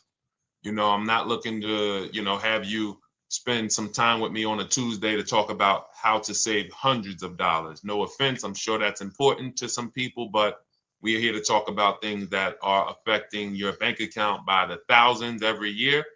And so if you got some time, I would love for you to hit the like button, like wherever you are, and let's just tap in. You can start to type your questions. This whole stream is sponsored by my new digital book. It's called Cars from Home, 7 Steps to Saving Time, Money, and Avoiding Dealerships. It's a digital book. It's 5-star rated. Thank you to everyone who's rated the book and reviewed it. And it's normally $97, but for the next 30 minutes while you're watching, you can grab your copy for 75% off. That's our welcome offer. We always like to reward people for taking action. So you can get your copy for $24 instead of $97. And you can just head to my TikTok bio. You won't leave the show, my Instagram bio, the Facebook comments, or the YouTube comments, and use that link to get your welcome offer, and you'll have everything we teach. So as we go through this for the next 60 to 90 minutes, if you're like, whoa, Deshone, this is a lot. Wow, this is a lot. You can grab the book and make sure you have everything that I teach and everything in a step-by-step format. Okay? So I have my man Dolan moderating. Good afternoon. Thank you, Johnny Miller. Good to see you, Lil G. Again, guys, we are live. This is our Tuesday, May 6th live. We're live every Monday through Thursday at 12 noon. But we do rebroadcast these throughout the day. For those who cannot make them, you can watch the rebroadcast, or if you got to go back to work, we'll be rebroadcasting it for the rest of the day until our show tomorrow. All right, so let's start with the questions. You can feel free to get into it. Okay, do you have to get the extended warranty? This is a great question. This is car specific. A Honda, Acura, Toyota, in most cases, have always had low cost of maintenance and their parts are inexpensive. When you're buying an extended warranty or you're considering it, it is a risk product. It's an insurance plan. So that means you can pay for something and not use it, just like car insurance. You don't necessarily use your insurance until you have an accident. Same thing with an extended warranty. It's an insurance policy. So what you're trying to do with any insurance is see what is the likelihood that what I'm paying for this is going to exceed the price if I did need to use it. So in the case of a vehicle, when you're trying to determine what should I get an extended warranty, there's 2 things that are important. Does this vehicle that I'm purchasing have a high likelihood of things going wrong? We know, and some of you have had cars with histories, and we know there are certain cars, they tend to have things go wrong more than others. And what I like to do is go right to Google and type in repair cost, because this is the second item that we are looking at. We're looking at average repair cost. So if you're buying a 2010, a 2015 Nissan Altima, 2018, Hyundai Sonata, you go right to Google, you type in 2018 Hyundai Sonata average repair cost. Now, if you see that those typically go on the lower side, then that can take a lower set of risk where you might say, all right, likelihood of these things going wrong on this car is slim. But if you see that the repair cost is on the mid to higher side, that's shifting more risk to if something goes wrong, the cost for you to pay for it out of pocket will probably exceed the warranty. So when I work for Mercedes-Benz, who's new here? Type a 1 in the chat if this is your first time on a stream with us. First time you've ever been here, type a 1 in the chat. First time. What's up, William? What's up, DJ Ant Nice? Good to see you. Maggie, good to see you. Enrique, good to see you. Miko, good to see you. Tetra Washington, good to see you. Jan, good to see you. Claire Clairvoyant, good name. First time, if this is your first time, just type ones in the chat so I know. I don't want to assume anyone knows who the heck I am and what my experience is. Daniel Thompson on Facebook, great to see you. So I worked for Mercedes-Benz for 5 years, General Motors for 5 years, and I ran my own brokerage, my new car brokerage, called Cars from Home. I started it in 2016. Now, when I worked for Mercedes, when people were purchasing a Mercedes, what I would tell them is buy as much warranty as you can afford. Buy as much warranty as you can afford, because I knew that when something breaks on a Mercedes, nothing's under $1,000, and typically it's $2,000-$3,000. So a $4,000 warranty on a Mercedes Benz is usually worth every dime. But at the same time, we have cars that, again, less likely for things to go wrong. And then when things go wrong, if they go wrong, they can typically be repaired inexpensively. Good to see you, Arms Reach. Welcome on Instagram. Shout out to the people checking in live. Great to see you all. So that's how you're measuring extended warranties. You don't want to get an extended warranty on a vehicle that has a low cost of repair and a low likelihood of things going wrong. You can then take your money, put a little bit to the side, have a little emergency fund, that same $3,500 that you would have put into the warranty, or $2,500, you put that to the side over the course of a year, 2 years, put $100 a month to the side, and then have that be your cushion just in case things go wrong. It's better for you to have that money in your bank account, and if things go wrong, you take it to your mechanic. You must have a local mechanic. You guys know I swear by local mechanics on cars that don't have warranties. Even if you have a Mercedes-Benz, a BMW, an Audi, something that is typically harder to work on and takes more of a specialized engineer, there are still plenty of places that have those. I mean, there's shops where they used to be Mercedes-Benz techs. Now they have their own shops. This is who you want, because their cost, their labor is going to be probably 1/3 of what a dealership is going to be. So these are the resources that, again, keep more money in our pocket while getting us the same level of service and experience. Okay, great question. Welcome, Uncle Nene. Good to see you. Uncle Nene. All right, listen. Nicole, good to see you. All right, Dolan, you can pull up the next question. Feel free to start typing your questions. And as we get more questions in, we'll try to get to all of them. You guys know we're not always able to, but we do try to get to all of them. How do I shop around for the best lease deal without affecting my credit? Well, first of all, you're talking to someone who's, just so you know, I've taught thousands of people to lease. I've gotten 7 leases. Now, when we look at what we are doing with a lease, first, we have to consider how we want the information presented to us. We are not letting dealers tell us how they're going to quote us. We are telling the dealers how to quote us. So we are going to have all our quotes. Thank you to everybody hitting the like button. I see you. I appreciate you. And shout out to the sharers. As I see people who share, I always like to give the shout outs to the people who share this broadcast with their friends and their family. And thank you to everyone who's giving gifts on TikTok and Instagram. Appreciate you all. So what we are doing when we're telling a dealership, you give us a quote with first month's payment only out of pocket, 12,000 miles per year, and put all the taxes and fees into the payment, assume tier 1. So we are presenting it now in my book and in my Shop with Deshone programs, my video checklist. I have all the templates. If you're going to do this yourself, you just need to remember how you're presenting this. You can call around to dealerships, because there's 2 ways to do this. Shopping from home. Cars from Home is about showing you guys, and I'm going to be showing you guys a ton of payments. And listen, I don't want you to feel bad, because some of you are going to see that you've left a lot of money on the table. Part of what I have to do here, and I've been doing it for 3-4 years now, is I have to tell you the bad news. For 3 years, I did a masterclass called Everything You're Doing Wrong Buying, Selling, and Leasing Cars. We put probably over 15,000 people through that masterclass.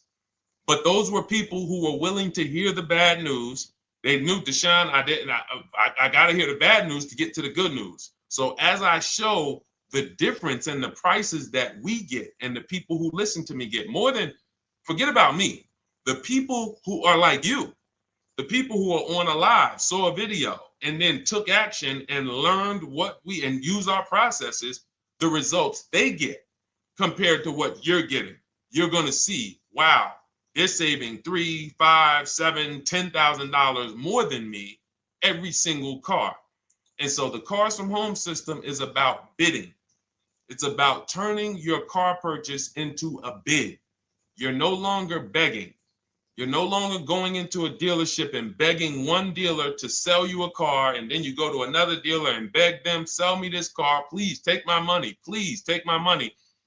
Meanwhile, you're not seeing the entire market and the people who would compete to get your business and gladly give you the service that you deserve by giving them a $30 to $50 to $100,000 transaction, which is what your car purchase is.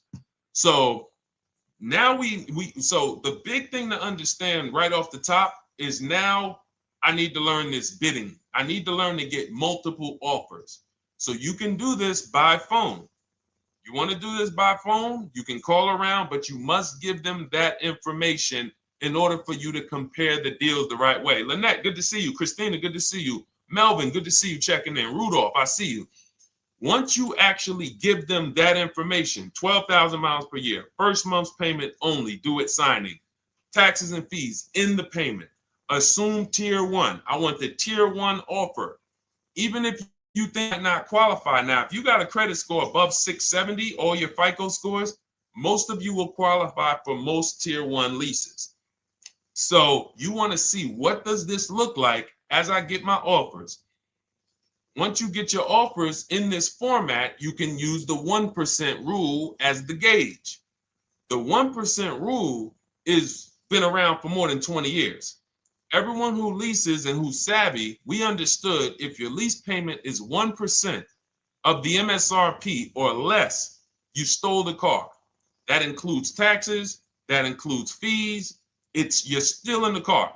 So example, we're looking at a $30,000 car, Hyundai Sonata or a Hyundai Elantra, $30,000 car. When we shop all our offers, if that lease payment is $300 per month, with only $300 due at signing. In other words, I show up, here's $300. Good to see you, GDTV. Thank you for checking in on YouTube. Once I give you that $300, that's my payment for the next 35 months. So that's a very, very low percentage of the car you're paying. It's a 1% rule. Now, in order to get a 1% lease, you need a great lease program, which means the bank has to be supporting the car, rebates, incentives, and then you need the biggest discount, the dealer who's going to give you the biggest discount. Now, one of those we can control. One of them we can't. Which one can't we control? And for those of you who are new here, we don't play around here. But my people who are moving, and again, I'll show you, like a lot of people, we got a lot of people who've been following us, using our processes. They're locked in. They're not casually on a live here. We're not casually here talking. They are locked in. Like, boom, okay, I hear you. They're answering, they're typing, they're not, vacuuming in the kitchen and trying to hear. You can't do. We're talking about your second most expensive purchase of your life. It's going to be, you got to lock in. You got to challenge yourself to block out the distractions while we're on this stream, because this is your money. And if you don't take your money seriously, the car salesman will take your money seriously. Oh, I like that. Praise the Lord. God is good. You don't take your money seriously, the car salesman will take your money seriously. Man. So, all right, now somebody remind me the question I asked. I got so happy about that little catchphrase that I forgot who we were. So I know we were discussing, okay, we're talking about the 1% rule. So now, one of the things we can't control is the bank. We don't know what the lease payment, what the lease program is on a car. So when we shop cars, we are going to now look at multiple offers, and here's what you're going to see. Now, I'm going to show you an example of how we know or how we expose where the dealers are concerning pricing. Now, you can't see this on TikTok, but on YouTube, Instagram, Facebook, you guys can see this. I'm going to tell you guys about it. YouTube just doesn't let us do the same type of stream.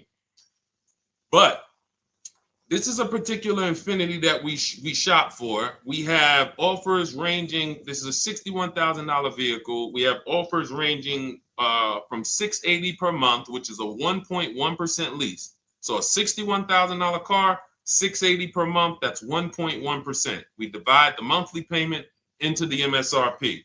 Now, we can see here that there are some offers already from dealers that are almost $900, $889 per month. $889 per month, $873 per month. So now when we look and we say, whoa, how can we have two, like we have all these dealers have the exact same car, yet one of them is $200 per month higher than another dealer. Exactly. We call them the 80%. The 80%, even after back and forth, even after, hey, we'll take off some money. All right, we'll drop the payment $50 a month. Their offer is still so high. It's a horrible deal. Now, why would they offer this? And this is consistent. So I don't want y'all thinking, well, the dealers that I walk into, they're different, Deshone. They take off more money. It does not matter what you think. If you don't have the market reports, if you don't know how to get multiple offers so that you can see, we do this all around the country. We have students all around the country in Cars from Home.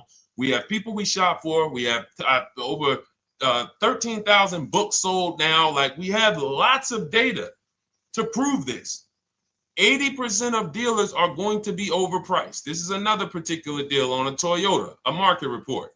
And you guys can see that the out-the-door prices here, list price, $32,000. Out the door price with taxes and fees, $38,000. That means that dealer is charging all types of fees on top of their price.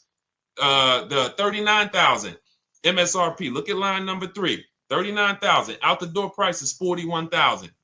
We can see $39,000 out the door includes taxes, includes all the fees. So we can see that these out the door prices in the left, in the right column, are way higher than the MSRP, $35,798. Out the door price is $39,700. But look at the green. Look at the green. This is what we call, we found the dealer at this time who wanted to win the bid. They wanted to win the bid. They needed the car sold. This is a rotation. We don't say to them, wow, they won the bid one time, so they must win the bid all the time. No dealer can win the bid all the time, or they'll be out of business. But in this particular case, at this particular time, for this particular client, this dealer said, we're going to sell this car for that's $35,500, and out the door with taxes and all the fees, $34,994. That is a over $4,000 discount off this vehicle.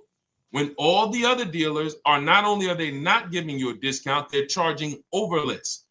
And they might come and say, all right, we'll take off $500. We'll take off $1,000. We'll take off $1,500. They might start so high with you guys that you think, wow, they started up here and I talked them down. They took off $3,000 from me, but they already were $3,000 in fake fees, protection plans, and all of this padding, dealer adjustments, which is fake fees. So whenever they say, because the dealer gets a minimum of a 6% profit margin, from list to invoice, we have profit. From invoice to holdback to triple net, we have money. That's all the profit margin. On top of that, when we add a dealer adjustment, what we're saying is we're going to sell this car to someone who does not have the skills to find our competition. And they're going to come in, and if we got to take off $2,000 to make them think they won, this is what we're going to do. But what we do here, what people like Brian is going to do, look, just finalize my first ever lease using your system, 2025 Honda HRV, $30,000 vehicle, $395 a month payment. no money down. His initial quote was $434. He ended up using our calculator, which we have in our book and in our program. If we put all our offers into that calculator, it tells us what to counter. He gets that offer for $395. That's his deal. We look at somebody like Wendell. Look, thank you. It's the least I can say for your book, Cars from Home. We're still in the middle of the process. Just sold our car today, like 10 minutes ago, for 30% above value. Why? Because he got bids. Look, using the insights from your book. I've read the book multiple times and told many people about it because it's that good. It's so intuitive and insightful. We'll be moving to the next step soon, and I'll write again. So now you heard him say we're moving to the next step soon. Step 2 in my book is the equity assessment. That's when we get bids for the car we have. We get bids. You're going to go to, listen, you should never be trading your cars in. Let me ask you all a question. Do we get the most money for you name me one thing that we get the most money for that thing trading it. Name me one thing. If I had this iPhone, do I get more money trading that iPhone in for another phone, or do I get more money listing it online and selling it to whoever will pay the most? Trading or selling? Let's go. Who's locked in? Tax advantages are very small. I understand you, Ronald, but the tax advantages, we have people that are selling their cars to cash buyers for $3 to $5 grand more than what they can get on trade. A tax value, a tax advantage for the difference is not, it's minimal. Exactly. Thank you, King Carter. You listed. So the money is in the bids and the competition. So going back to this person who asked the question, how do I get the best deal on a lease? It's going to be through multiple offers. That's my 2 favorite words. I would wear them on a shirt if I didn't wear unlearn, relearn. Because more than multiple offers, I need you to unlearn. Because the people who come with bad information from years, Deshone, this is not how my uncle taught me to buy cars. Deshone, this is not how I ever heard about getting cars. I was always taught just go in and just don't tell them about your trade and then ask to see the invoice and all of this stuff. That's what I was taught. Yeah, but you're not going to get the prices we're getting until you unlearn all of that bad information. Bidding is how we buy everything. When we go into the supermarket to get spaghetti sauce, all of those companies are bidding. They're bidding. Hey, listen, we'll sell you this for $3.99. Hey, we'll sell you this for $5.29. But we got a better product. We got quality. Look at us. Look, it's all bids. Everyone who wants to sell us something is competing, except car dealers. Y'all notice that? So the mindset that y'all got to have if y'all want to really win and save all of this money and get these huge discounts is I'm going to start purchasing and leasing cars like I buy other things. It's going to be a competition. And I promise you, your whole life is going to change. Your entire car buying experience will change forever. You will be sitting here just like my man Ken, graduated, $585 a month payment, no money down on his Nissan Murano Platinum, $50,000 vehicle. He's paying $585, no money down. $50,000 vehicle. How much would a $50,000 vehicle cost us on a loan if he purchased it?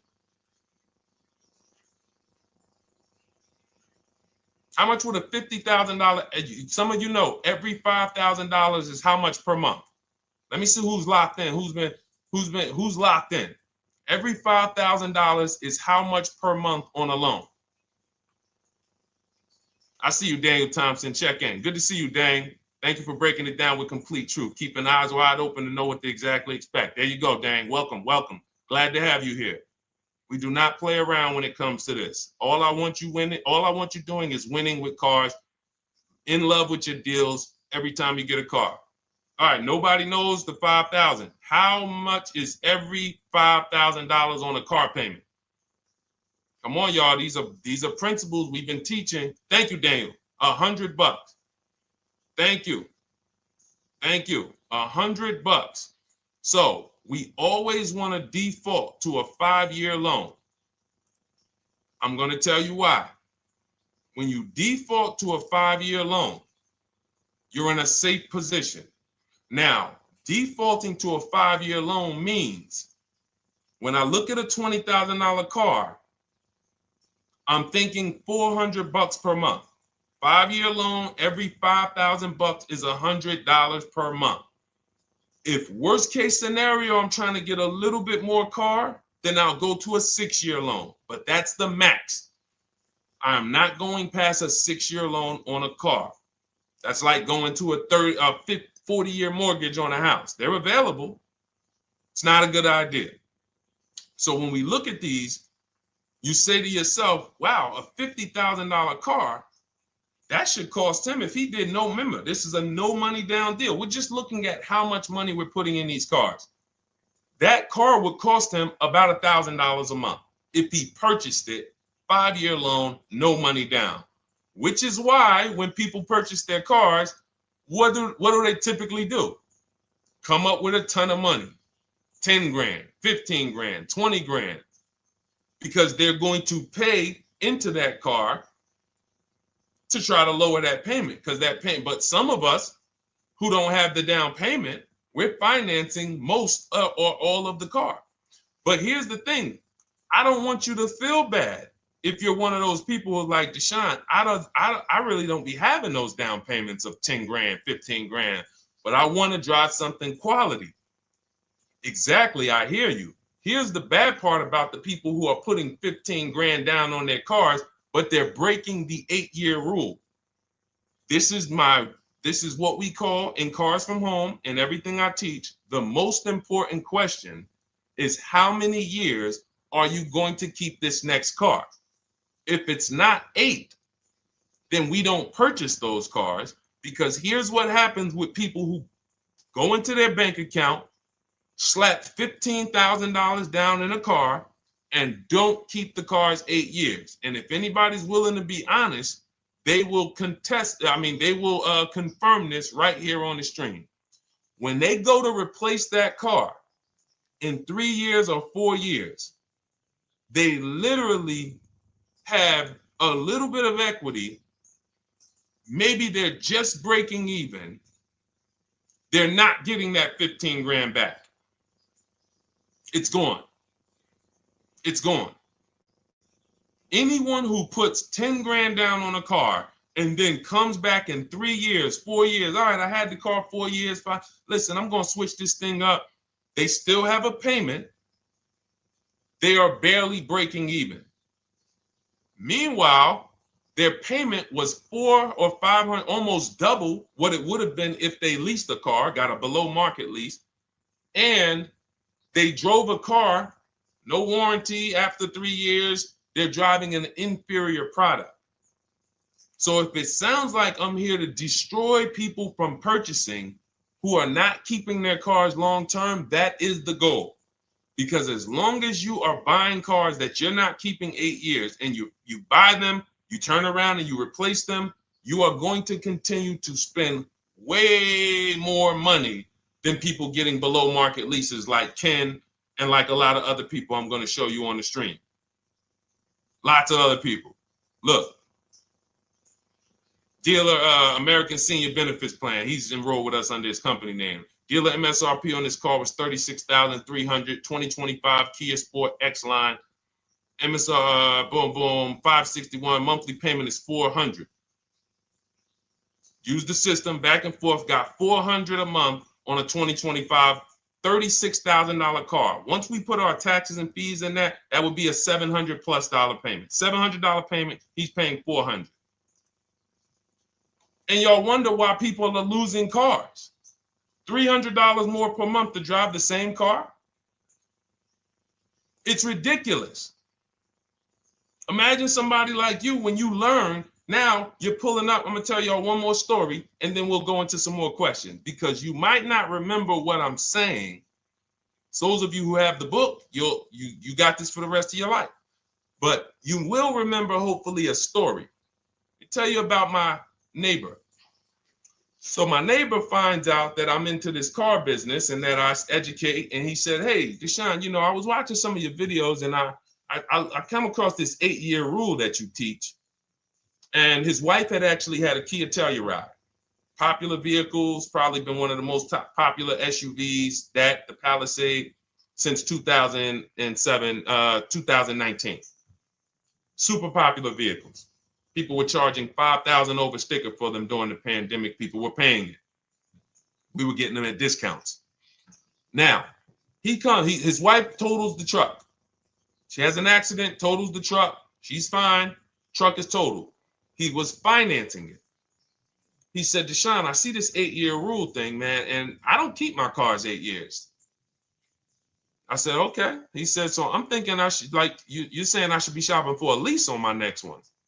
I said, exactly. I said, make sure you get multiple offers, because if you just walk in and say, hey, work me up a lease, they'll give you the same payment you had on the purchase. And then they'll tell you something ridiculous that they want you to believe, like, hey, the lease is the same price as the purchase, so you might as well just purchase it. And people believe this stuff. Now, I said, you get multiple offers, stay at home. He calls me, he says, Deshone, I got the new version of the Telluride, new. I'm paying $479 a month. He's $497, and then he said, I think he put down like $1,000, bring it down to $479. $497. He was just paying $800. Do you think anyone can tell him anything about leasing? He's pulling up in the same exact truck. In fact, the newer version. He knows he wasn't going to keep the car long term anyway. He's not going to pay it off and then keep the car and have a paid off Kia Telluride for 10 years. That's not what he does. He keeps them 3 years, 5 years, 7 years, and then he replaces them. So why is he paying $800 a month for years, no warranty, when he could be driving brand new ones for $497 a month, problem free? But as I said, some people are determined to pay more. But the people who, once you get this leasing thing, if you're not keeping your cars, it will change your life. Now, again, I got a car I'm purchasing, we're keeping it. Anything you are buying, keeping 8 years, forget about leasing. It shouldn't be a thing. Who keeps their cars more than 8 years? Let us know. You're an 8+ year person, let us know. In fact, I don't even want to ask, who has a car right now that they've had more than 8 years? And then we'll answer. I want to get Kathy's question too. And then let's get some purchase questions. Let's get some used car questions. Let's get some bank financing questions. We do it all here. But one of the most misunderstood subjects is this leasing thing, and it is costing you guys thousands of dollars every year. And you're driving old cars with no warranties, paying high payments on them because somebody told you you should be purchasing cars. I'm here to tell you they owe you money. They owe you money. All right? So who has a car right now that they've had more than 8 years? Let us know. How many years have you had it? And by the way, for those of you who just joined, this is our Tuesday, May 6th live. We are live every Monday through Thursday at 12 noon Eastern time. So for those of you who are here catching us live, that's when we're live. We will rebroadcast this and replay this show throughout the rest of the day for those who could not catch it, or if you had to jump off, go back to work. You're like, oh, I got to go back to work. You can catch it on the replay throughout the day. But we are live Monday through Thursday at 12 noon. So welcome to the people who are here. EJ, driving a lot of miles does not matter. Let me break this down for you. So right now, let's go to somebody who else has a lease. Let's look at, because who's heard with leasing you can't drive too many miles? Who's heard that, right? Type me if you've heard that. Let's go. Type me if you heard that. Come on, where's the locked in people at? I see Kathy, I see EJ, I see DJ Ant Nice, I see XP. All right, I see Mr. Slim. Welcome to the community. I see Rhonda. All right, where are the locked in people? Instagram, where we at? Locked in. All right, dang, I see you. Jamel. All right, perfect. So, Sherry, I see you. Sherry Baker on TikTok. So you've heard, oh, you can't drive a lot of miles with a lease. Let's be clear here. You choose the mileage on your lease. It's not selected for you. In fact, the only time it is selected for you is if you don't realize you choose it. That's the only time they're going to choose your mileage for you. If you go in and you do something like, hey, work me up a lease deal, they're probably going to work you up a 10,000 mile a year lease deal. And they're probably going to say, hey, you need $3,000 down, and this is going to be your payment. And next thing you know, it's a high lease, and it's just terrible. Happens all the time. We tell people how to quote us. First payment due at signing, taxes and fees in the payment. So now let's look at a lease, and let me show you what it would look like. So this is Val Boss Lady. She's in our Shop with Deshone program. Everything that you guys know that we're talking about here, if you're like, hey, I really, really want to go deeper, I want the step-by-step, the blueprint, that's my digital book, Cars from Home, 7 Steps to Saving Time, Money, and Avoiding Dealerships. Normally $97. You get a welcome offer. It's 30 minutes because I want to see you win, and you get 75% off for 30 minutes. If you go to my TikTok bio, Instagram bio, YouTube comments, Facebook comments, click those links, and then click that one that says $24 welcome offer. 30 minutes only, reward for taking action. You have everything we teach, the low market leases, the low market purchases, used cars, bank bidding war, making banks and credit unions bid, all of that, $24. You can, somebody emailed me yesterday, said, I'm $15,000 up with what I've learned from you already. And so if you can get it for $24, you can save tons of money for the rest of your life on a $24 investment. In this case, Val's in our, she's more of a wants to do it with me type. Videos, checklist, she doesn't want to read. That's our Shop with Deshone, do it with me program. I coach people. And so she gets a deal on this particular car. Same information, by the way. Not better information here than the book. It's just different learning styles. So she gets a $51,000 electric vehicle, 2025, beautiful vehicle. She's paying 1.16. So her payment on this car, on this $51,000 car, let's continue to make sure we understand the price of these cars. $51,000 car, her payment is $591. No money down. Now, some of you might say, wow, if I got $591, I'd probably put like $3,000 down, bring it down to $499. You could do that. That's how we can do. We can do that because she already got an incredible deal. Then we're just determining how we want to structure our payment. And thank you for everybody sending me gifts. I appreciate you. Thank you for all the badges. I don't take it for granted. And thank you for everyone who's hit the like button. Those of you who are double tapping the screen. Every time you hit something on TikTok, you like it, you double tap the screen, you keep running those likes up. We appreciate you. It does matter. It helps spread the word. So let's say Val wanted, she's a high mileage driver like EJ. Let's say, EJ, how many miles per year do you drive? 20,000, 25,000? Let us know. I'm gonna show you why. In my book, I have 2 strategies for high mileage drivers. I'll tell it to you guys right now. How many miles a year do you drive, EJ? 25,000, 20,000? Those are both high. Let us know.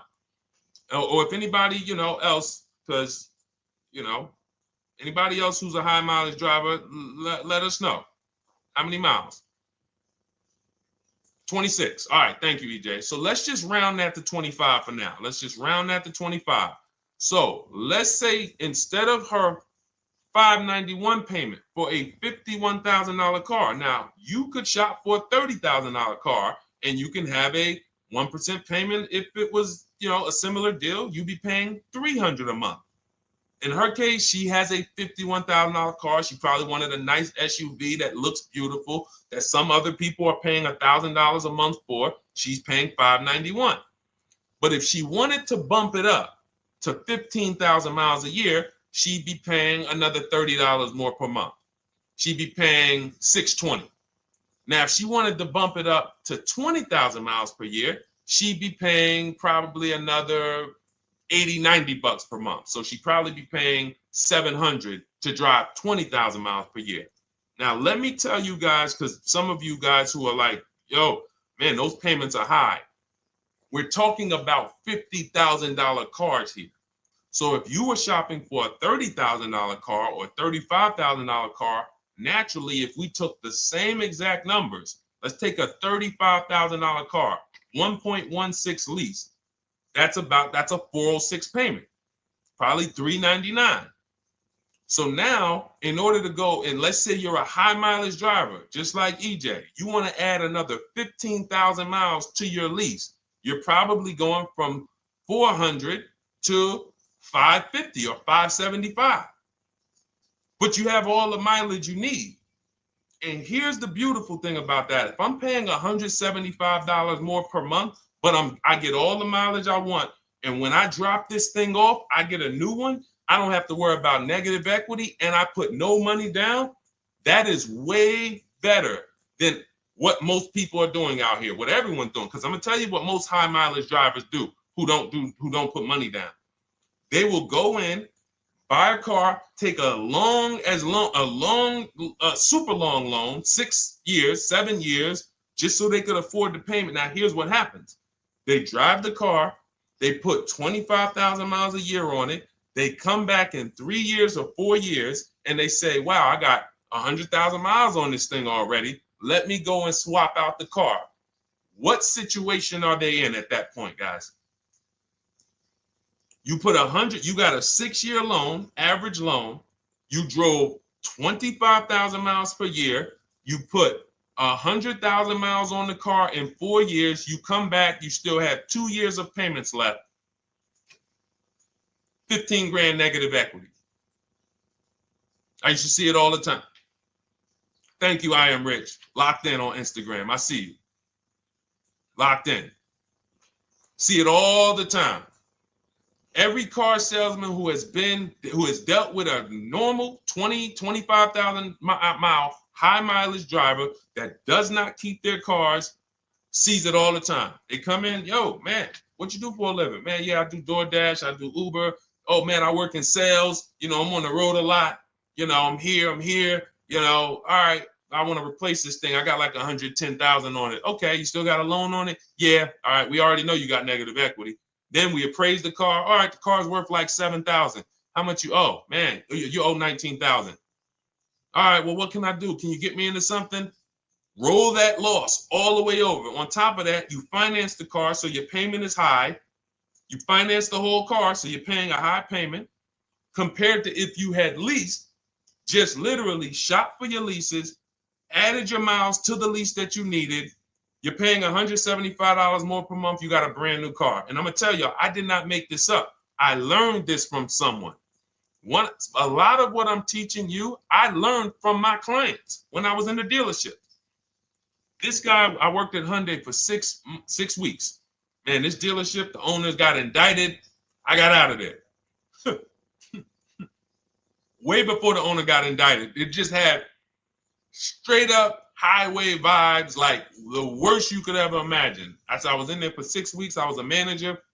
I enjoyed being a manager. We did a lot of deals in my department in 6 weeks. But I said, I am out of this place. Anyway. But I learned something very valuable there. We had a client a customer was returning his lease on his Hyundai Sonata. Guy comes and I'm grounding the lease. I'm doing the paperwork for him. He has 72,000 miles on the car. 72,000 miles. I said, how the heck? I said, you lease this? He said, yeah, I always lease. That's all I do. He said, I used to buy my cars every single time I came. I had to put large down payments, 10 grand, and then I'm still having negative equity when I come to trade it in. I'm having high payments. It's ridiculous. I looked at his payment, and let's say the average payment for a good deal on a Sonata at that time was $300, $325, whatever it was. He was only paying like $550. He was only paying like $150, $175 more per month. He had a 25,000 mile a year lease. And that's what he did. I drive these cars. I'm on the road. Boom, boom, boom. I change my tires. I do my maintenance. 3 years. It's a fixed cost. There's no variable cost. I don't have any surprises. I'm not getting hit with a negative equity bill that I got to transfer, which means when I transfer my negative equity, I get less car on the next transaction.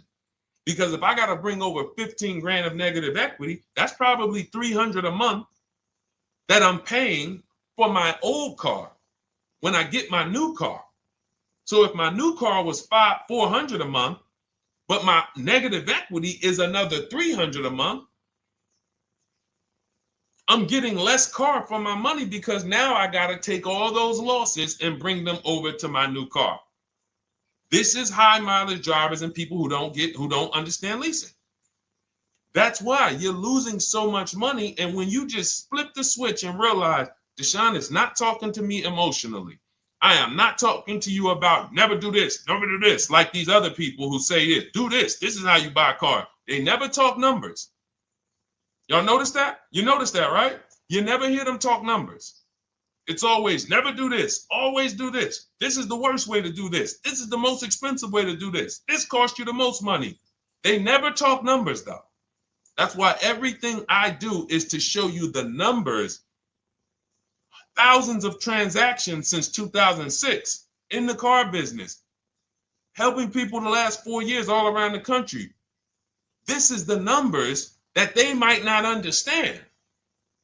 So if you're not keeping your car 8 years, it does not matter if you drive 20,000 miles a year, 25,000. You should be looking at a high mileage lease.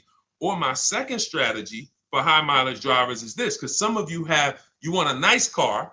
This is for my people who you're like, man, Deshone, I'm on the road. I got my car that I do my work in. I kind of, slep it around.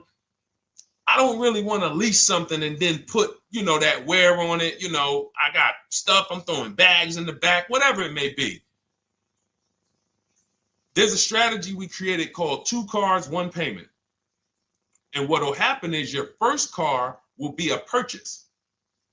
And if you have an existing car, you're going to keep that. So let's say you have a car now, you're driving a lot of miles, you're doing your 25,000 miles a year. You pay that car off. You keep that car, and then you go and you lease you something nice, regular mileage. So you might get a 12,000 mile a year lease, and then you drive 12,000 in your mileage car, 12,000 on your nice car. Because some people are like, I want a car that I could, when I need to go somewhere nice, this is what I want to drive. When I'm with my family, this is what I want to drive. But when I go to work 5 days a week, I'm going to drive my mileage car, 3 or 4 of those days, and then I'll take the lease maybe 1 of those days, and I'm splitting the mileage. You still have 1 payment. It's low. And then every couple years, you replace the mileage car or you replace the lease car, and depending on when the lease is up. But you want to keep that, and that mileage car should be something that will last. Ideally, something that you can get 200, 300,000 miles a year out of that car. Because that's what that car is there for. Man, I'm hopping in this thing, man. Oh, transmission went out at 170,000 miles. Go get you a rebuilt transmission. Boom, boom, drop it in there for $2 grand. Get another 80,000 miles out of that car, but you still got your lease car, and you're just splitting the mileage. Both of those are short-term strategies for high mileage drivers. That is not for long-term people. If you're a long-term person, I keep my cars 8+ years. Forget about leasing. You should just be finding the best deal, below market purchase, keep the car, something you can keep for 8+ years. You can put 30,000 miles a year on a car 8 years in a row. If you get the right car, and in 8 years, you got 240,000 miles, and then you replace it. Forget about leasing. This is only for you guys not keeping your cars 8 years. You're getting killed on depreciation. You're paying tons of money. This is you are the people who should be leasing. Okay? So everything we're talking about this is the Cars from Home system. We teach this. I'm not freestyling this. This is in my book, digital book, Cars from Home, 7 Steps to Saving Time, Money, and Avoiding Dealerships. We have two strategies for high mileage short-term drivers, 1 strategy for high mileage long-term drivers. And so if you want your copy, you can get it for 75% off. That's our welcome offer to you. As a 30 minutes. Welcome. Thanks for being here. I want to reward you. If you want everything we teach in a step-by-step way, go grab your digital copy. It's in my TikTok bio. It's in my Instagram bio. Click those links. We also got a link in the YouTube comments and the Facebook comments. Grab your copy and make sure as soon as you purchase, screenshot the thank you page. You're going to see thank you for your purchase. screenshot this page because it has my support team's email on there. And then there's a link for you to open the book right there. You can save it right to your computer or right to your phone. Okay, but and we also have a special for those of you who are like Deshone. What about that, video checklist and coaching program? That's lifetime access to my video checklist. You're like, maybe Deshone, I don't really read. I like step-by-step videos. And also, I want to be in your Facebook group. We have 1,600 people before you that are in that group, 2,300 people that are shopping with us that have a lifetime access to our video checklist. We have a $200 special for that welcome offer. And so I'm always about rewarding people for taking action with a special offer. It's limited time though, and so get in where you fit in.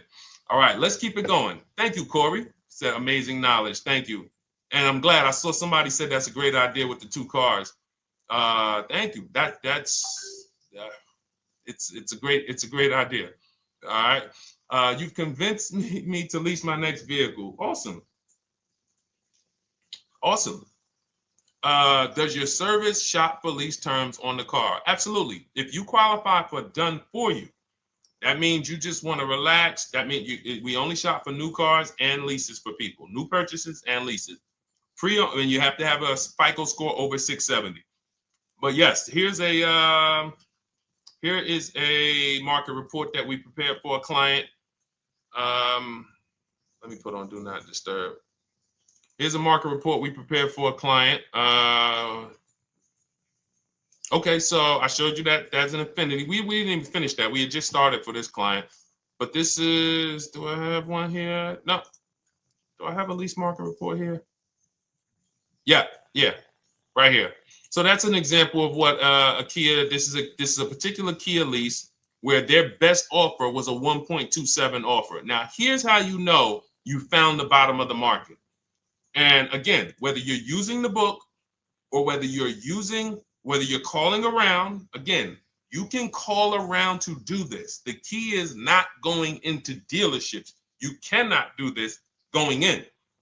Once you get your offers, you know you found the bottom when your best offer is between $150 to $200 less per month than your worst offer.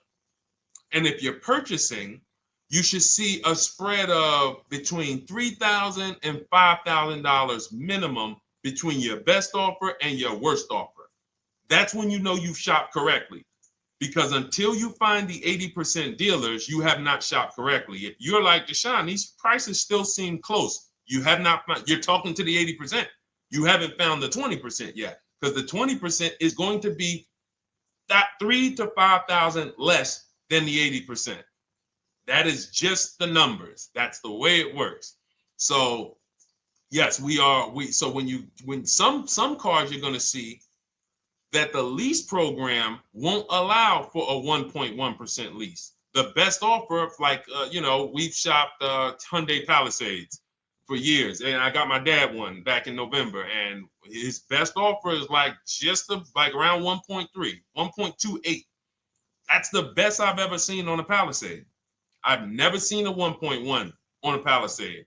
I've had people in our Charles, some of you know, I posted pictures of him when he got his Palisade last year. We clear out the old pictures because we got a bunch of new people with 2025. So we're not going to sit here and talk about 2024s anymore. We got Ken, we got Melissa, we got Sheree, we got a bunch of new people, just Ralph.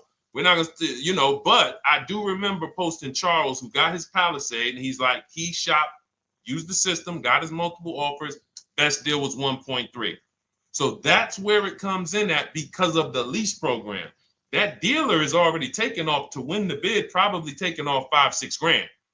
But if they don't have more rebates and more incentives and a better, then it's not going to lead to a 1% lease. So the 1% leases come from major incentives. Maybe sometimes they have too many of the vehicles. They want to move them. Lots of bank support. But what I tell you is you should be looking for between 1.25 and 1.5. That's how you should budget for a lease, between 1.25 and 1.5. That's a great deal.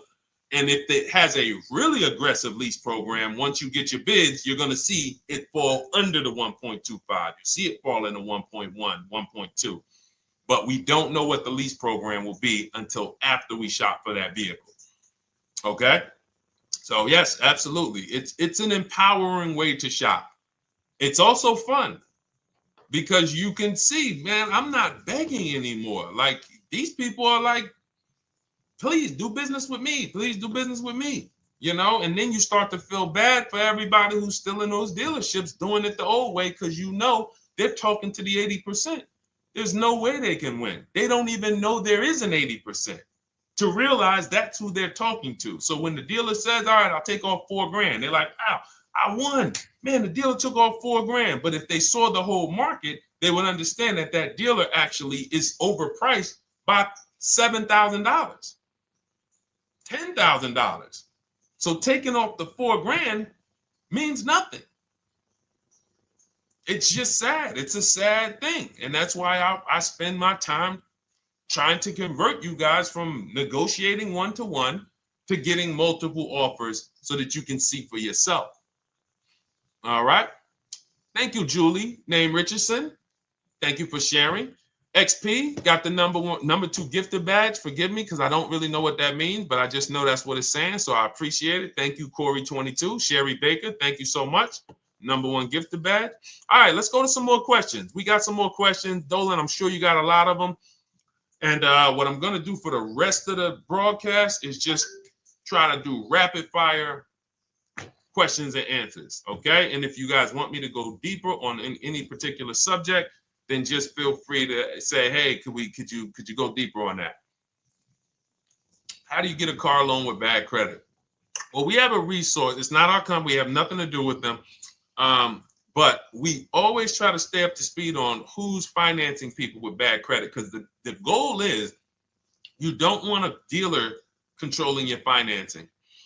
Somebody just came up to me. He's a neighbor. He's like, aren't you in the car business? I said, well, yes and no. He's like, well, listen, I got a connected Acura. Anybody you send me, they get anybody approved, I'll give you $1,000. I said, okay, cool. Thanks for the information.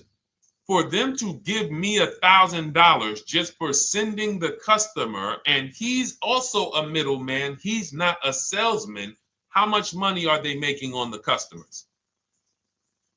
If they're going to give me $1,000 just for sending someone with bad credit to them, how much are they making on the deal?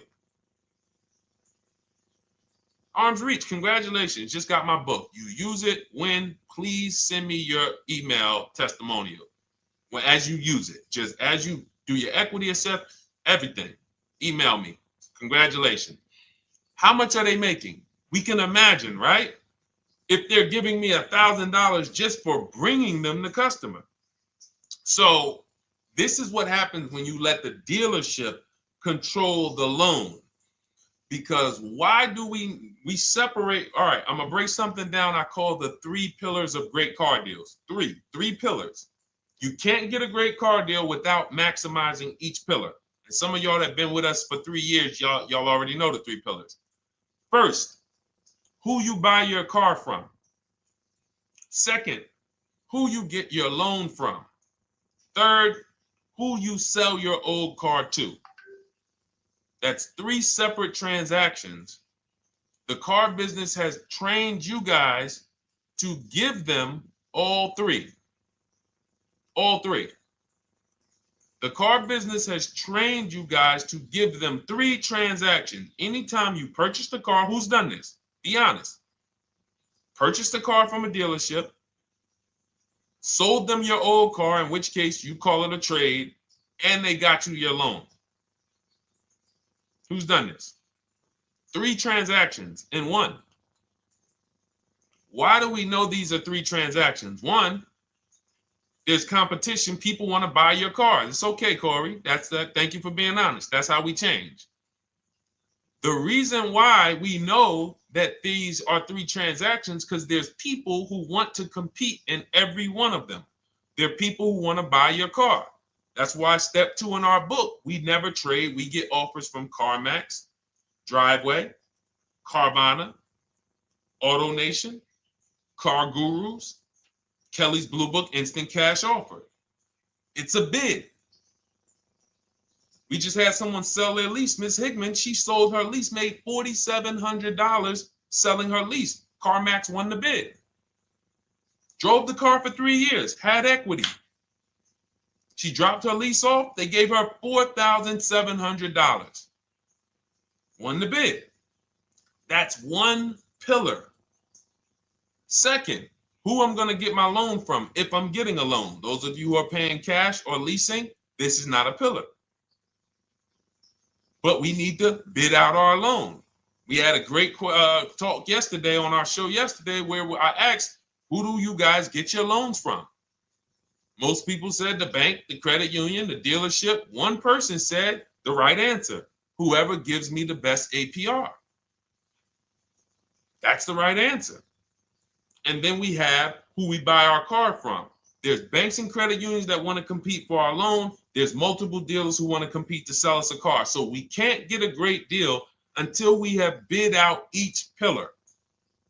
And that's why when we have bad credit, if we let the dealer now control, this dealer has a car. We didn't bid out that car to find out, is it a great price? Now they're also giving me the loan and they're charging me 25%. We didn't bid that out to see, is that the best loan I could get, even with my bad credit? Is that the best loan I can get? So the key, what you want to do first, if you have bad credit, is I'm online looking for anyone who will finance me with bad credit separate from the dealer. I'm not going to Carvana.com and saying, hey, you can get a car with us you can get a loan with us as long as you buy a car from us. You're mixing the transactions. You're taking away my ability to get bids.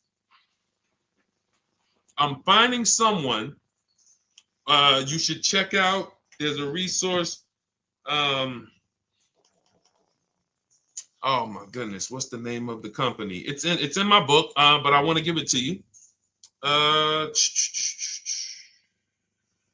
Goodness, it's slipping my mind right now. Send me an email or a DM, because here's the thing.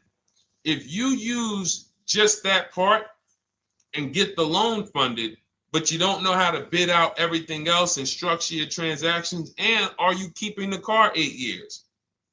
Because if you're not keeping the car 8 years and you're like, Deshone, I hear you talking about leasing. I'm not keeping my car 8 years, but my credit's not good. The only purpose, if you telling me that I could be driving brand new cars for cents on the dollar, but I don't qualify right now, this car that I'm going to get is to set me up. So I'm not going to get a $30,000 car. I'm going to get me a $12,000 car, $10,000 car, the cheapest car I can get a loan on, so I can establish a payment history. And once I establish a 2-year payment history, yeah, I'm going to drive a car less than what I could drive. I got the money. I could afford more than this. But you're not setting yourself up for the right transaction. You should be setting yourself up and saying, all right, I'm going to sacrifice with this car, drive something that I know this is not my ideal car, but I'm going to build 2 years of payment history. So when I go and I swap into my lease in 2 years, I'm out with a brand new car. I'm paying cents on the dollar, and I won. But it was a plan. It was a long-term plan. This is the second most expensive purchase of your life. You can win every single time, or you can lose and set yourself and your family back 5 to 10 grand each car or more. Every time you get a car, it's 5 to 10 grand more you're coming out of your family's bank account than what could have. Then you got the car breaking down. Now you got tow trucks, all because you don't have an actual plan you're rolling out. And that's what I see a lot of people do with bad credit. Oh man, I got bad credit. I'm just going to go and get me something. I could afford $600 a month. And they go and buy the most expensive car. But because 25% interest is on the loan, they're not getting the most car for their money. Now, 3 years down the road, they're going to pay the high payment, still have negative equity because the interest is so high, and then they go and swap and do it again. And because the payment's so high and the car is older, because they want something fancy, but they really can't get that because, again, the interest is high. That's eating into their budget. Now they're going 3 years down the road. They missed 3 payments. They were late 3 times, so they're no closer to leasing. Credit's still bad. This is disaster.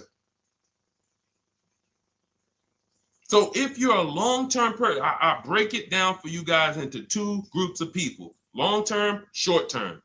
Long-term high mileage driver, short-term high mileage driver, different plan. Long-term bad credit person, short-term bad credit person, different plan. If I'm a long-term person with bad credit, here's what I'm doing: finding the absolute best car I could find, getting bids, either new cars or used cars. We got the strategies for both. You can use the marketplaces, cars.com, Car Auto Trader. We got a whole strategy for how we find used cars, but you find that car, you pay your loan of 20%, 19%, 18%, if that's the best you can get. Because here's what you're going to do. In 2 years, you're not swapping into a lease. In 2 years, you've established a payment history, you fixed your credit, and now what are we going to do? You got a quality car. You're not thinking about trading it. You're not thinking about replacing it. You're like, man, this is my car. It's a great car. I'm just paying daggone 20% interest. What do I do now after 2 years? Now that my credit is good because I got a quality car, dependable car, I'm focused on fixing my credit over 2 years. What am I going to do after 2 years? Anybody?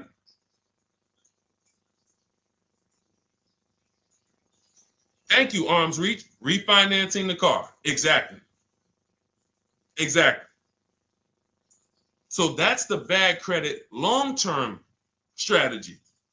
Great car, dependable car, car's not going to break. This car is going to last me 10 years. Right now, when I bought it, 20% interest rate. That was where my credit was. But I worked on my credit. Boom. I'm a 690 now. I'm a 720 now. I'm refinancing that into a short-term, into a shorter-term loan, and I won. Pay this thing off, and I'm going to keep it. Nothing to talk about leasing. Leasing only comes into play where the 8-year rule is concerned. I'm not keeping this next car 8 years. I should be setting myself up to lease, or I should be leasing.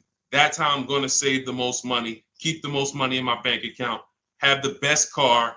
Not even close. Not even close. All the wins for the purchasers are after 8 years. People who are like, man, Deshone, I got a car, man. I had this thing 12 years, man. It's been paid off for 6 years. I ain't had a payment. I love it. Long-term purchaser. You won. You won. Who's in that situation? Who has a car outside that they've had for more than a decade? Paid off. You can give it to your son. You can give it to your daughter. It's an extra car. That's purchasing. That's the wins. That's what we call the reward stage of purchasing. But you got to get there. All right. All right, let's go. A lot more questions. We got probably another 20 minutes we'll stay on, so let's keep it moving. But again, Lend Buzz, that's the company. Lend, Lendbuzz. They started, I started seeing them about 18 months, 2 years ago, and they were loaning to people with, international students, people who didn't have credit. You want to try to find a place that will fund you independent of the dealership. That is what your goal is at all times. Independent of the dealership. Here, you qualify based on your income and your credit. You qualify for $18,000. Go find a car now. That is what you want. You don't want people mixing the bank loan with the car and two pillars that they are controlling. We're controlling the price of this car. We're controlling your interest rate. We don't want that. Yep, exactly, Cindy.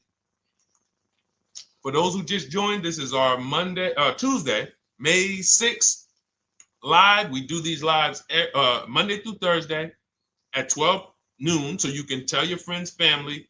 We wanted to now come up with a constant and consistent time where I can meet with you guys. If you don't have, if you can't stay the whole broadcast, we will replay these throughout the day because sometimes people got to jet back to work. They're watching us on the lunch break.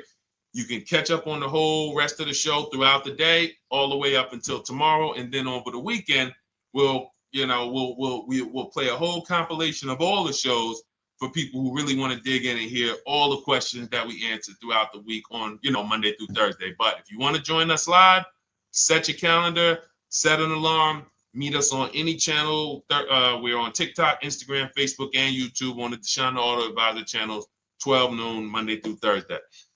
All right. Let's go. Next question, Dolan. All right. What are your thoughts on purchasing used versus new? It's a great question, Kathy. For me, it's a matter of budget and values. It's only a matter of values if you can afford both. So if you can get everything you want in a new car for your budget, everything you want, everything that you need, and you can afford it in a new car, you have the option to choose both. So it becomes a matter of values. In my book, I teach, are you a person who's like, I want to reward myself. I only get a new car every decade. I'm going to keep this thing 10 years. I want the latest and greatest. Therefore, I'm going to shop and get the best offer, get me a below market purchase. Because y'all notice I always put in a caveat of a below market purchase, below market lease. That's all we're talking about here with Cars from Home. That's all we're talking about. You need to, every purchase you make or lease you get, you want it to be a below market lease or purchase. So now, if I could afford both, is it I'm going to reward myself with a new vehicle, or do I have these other values where I actually want to knock 20 to 30 to 40% off the price to get even more for my money? So that's really up to you if you can afford both. There's no right or wrong there. It's a matter of, like I said, the values. Now, some of you once you look at your budget, I have a tool in my book and in our video checklist, the coaching program called the Perfect Budget Calculator. We invented this. So it's not on Google. You'll hear a lot of the stuff, almost nothing we teach. You're like, if you ever go to look for it, the 8-year rule. No one talks about it. We created it. This is our intellectual property that we created to teach you guys to create these boundaries, the rule of 72 and the 10th birthday, 1.5% rule for overpaying for leases. These are all things that are absolutely proprietary to Cars from Home. But one of them is this Perfect Budget Calculator. Sometimes when we're factoring budgets with most calculators, they don't include fees that we know dealers have. And I'm talking about legitimate fees, tax, documentation fee, motor vehicles. So we're putting our budgets together, but we always get caught out there. Who's had that happen?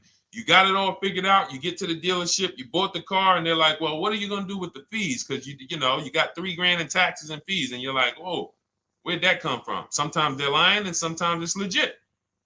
But none of these calculators factor in the fees and everything like that. So we created this Perfect Budget Calculator that does. But here's the thing. Once you find out what your budget is, even if you're budgeting with a normal calculator, just add a couple thousand to account for the taxes and the fees. But you might see, I can't get everything I want in a new car for this budget. Everything I need, I can't get for this $24,000, in which case I need to go and look for a pre-owned one. So that's why I said, in reference to your question, Kathy, what are my thoughts on purchasing used versus new? It's a matter of values and budget. Budget first, because budget will determine if you can afford both and get what you want. But if you can afford both and get what you want, then it's a matter of values. Okay? So again, everything we're going over is in my new digital book. It's called Cars from Home, 7 Steps to Saving Time, Money, and Avoiding Dealerships. It's 5-star rated. Thank you to everybody who has taken the time to rate it and review it on Goodreads.com. It means a lot. And we can't continue to get this information out without you guys. So we appreciate you. And you can get your copy instead of $97, you can get your copy for $24 as part of our welcome offer. So that's 75% off. If you go to my link in my TikTok bio, Instagram bio, the YouTube comments, and the Facebook comments, we have a link there for you guys. And you can grab it. It's a digital book, so you don't even have to wait. It'll be in your inbox by the time you jump off the stream. But make sure when you get it, you screenshot that thank you page, because it has my support team's email. Sometimes you may be rushing, you're trying to get back to the stream and you type your email in wrong. Also, as soon as you purchase, the link to open the book is right there. So it'll say open the book below. You can save it to your computer. but I would rather you get it for $24 than $97. Although we've sold a lot at $97 because people feel it's worth every dime. You're going to save thousands and thousands of dollars for the rest of your life using what's in the book. Your first transaction, you probably save $4,000 to $6,000 to $8,000 depending on the car. So $97 is great, but $24 is even better. All right. And for those of you who have a different learning style, you'll see in there, shop with Deshone. You're more of a do it with you person. Do it with me, Deshone. Okay. We have lifetime access to shop with Deshone, and I coach you personally for 6 months. So we jump on Zoom calls twice a month. And some of you who may qualify for done for you, just do it for me. If you qualify for that, we have a welcome special for that too of $300 off. So get in where you fit. And those of you who are new or you're like, Deshone, I like what you're talking about, but I still don't trust you. You can start with our free cheat sheets. So just start somewhere so that you can start to reinvent how you're car shopping. Magley, how are you? Oh man, of course I remember you. Following for years. You actually were following me from the time God blew me up on TikTok. That was 2021. So I absolutely remember you and I appreciate you. And yes, it's so good to see you. Absolutely. Absolutely good to see you. All right, Dolan, we got a couple more questions. We got time for a couple more. Let's try to go as fast as possible. The discount for the book is not working. It says time ran out. It's 30 minutes. I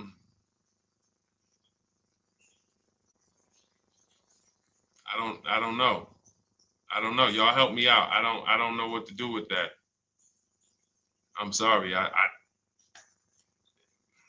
If the welcome offer for $24 was not really 30 minutes, then that means I'm just lying to you.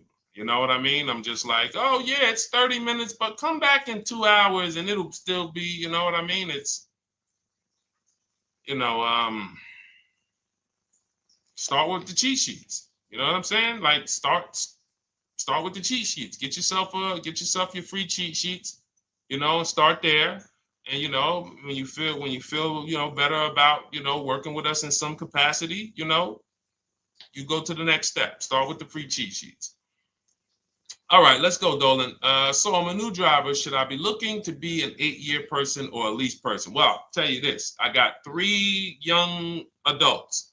2 my daughter, my daughter who's 18, my niece who's 20, and then a young man that I, basically like a son to me who's in the Navy and he's 21.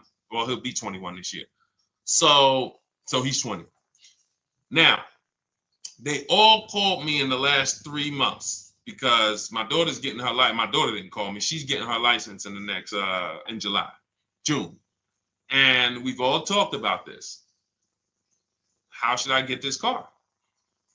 Now, my situation when I was 22, I'd already bought a $500 Mitsubishi Eclipse.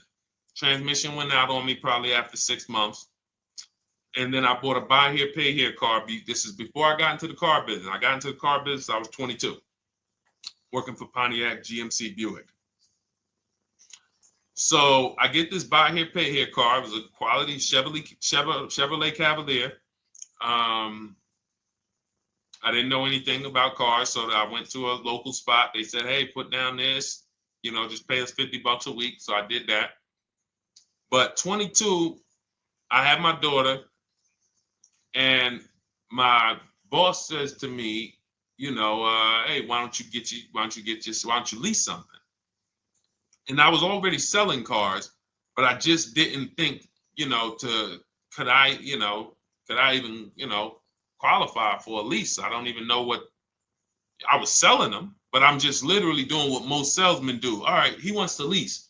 All right, what's the payment? Yeah, tell him it's this. All right, perfect. They said it's that. Oh, that's a little too high. All right, they said it's a little too high. All right, so that's what I was doing. I didn't really understand anything. That's most car salesmen. So I end up getting a Pontiac G6. I'm 22. I paid $256 a month. Now, it would have been less, but I didn't get a tier 1 approval because I didn't have, I think my credit was like mid sixes at that point. And you know, you really want to be over 670 to get most of the tier 1 approvals. But it would only raise my payment maybe 25 bucks. Wasn't a lot.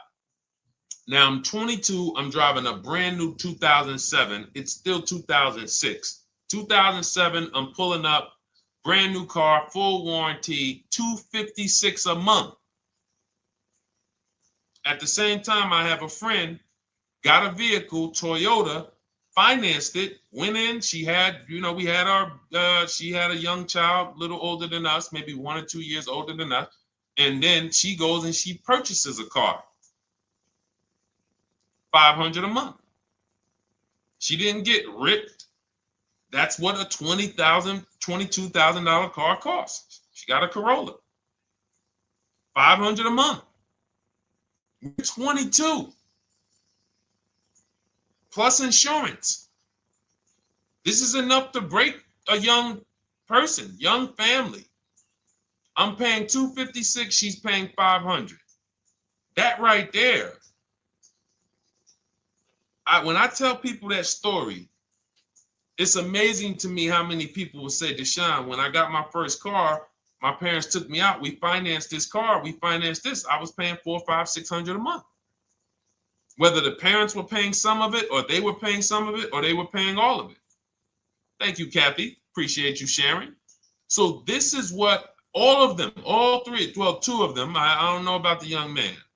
Because his parents.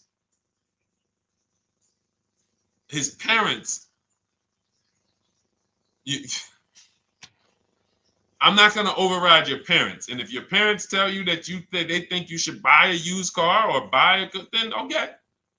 But I'm just telling you, when you see my daughter and you see my niece pull up in brand new cars and they have low payments and they don't have to worry about getting stranded on the road, hey, call the tow truck. Do we still have a warranty on this thing? So I would be telling, again, 8-year rule. Because if I've had young people in their early 20s who are like, I'm not even into cars. Like, I'm going to buy this and I'm going to keep this car. Like, I'll keep it 8, 10 years. I don't. And I've had some people who they know when they get a better job, when they move to this, they're going to start a family. They're probably not going to keep the car 8 years. So it still goes back to the 8-year rule. Always. Always. Most young people, most people should be leasing their cars. That's how I did very well throughout my 20s. Praise the Lord, because I did not have high car payments. I didn't have cars breaking down on me where I had to be like, oh man, couldn't get to work today. Not many 20-year-olds, 23-year-olds are keeping cars 8 years. So when you're putting them in used cars, you're really setting them up for failure in a lot of cases, compared to if they were just leasing, getting look, because some people be like, wow, are $300 car payments still out there? Oh yeah, they're still out there. Just you just are shopping for the right car. I know India had her look, Rosalie, she's in our Done With You video checklist and coaching program, like Cars from Home. She's, you know, this is our Facebook group she's commenting from. 3 vehicles she got, all for her sons, all of them. A Nissan Rogue, $399 a month. That's a $36,600 car. She got a Mazda CX-30. That's a $28,200 car. Payments $339 a month. $339 a month. And then she got a Mazda CX-50 for her other son, $40,000. On top, we haven't even talked about the equity and leases and selling leases and, you know, really maximizing the equity, because she said she got $6,700 selling 2 of the old leases. $6,700. Drove the cars for 3 years, had equity, bid it out, sold 2 of them, $6,700. You're probably like, Deshone, I didn't even know you could sell a lease. My question is, how much has that cost you?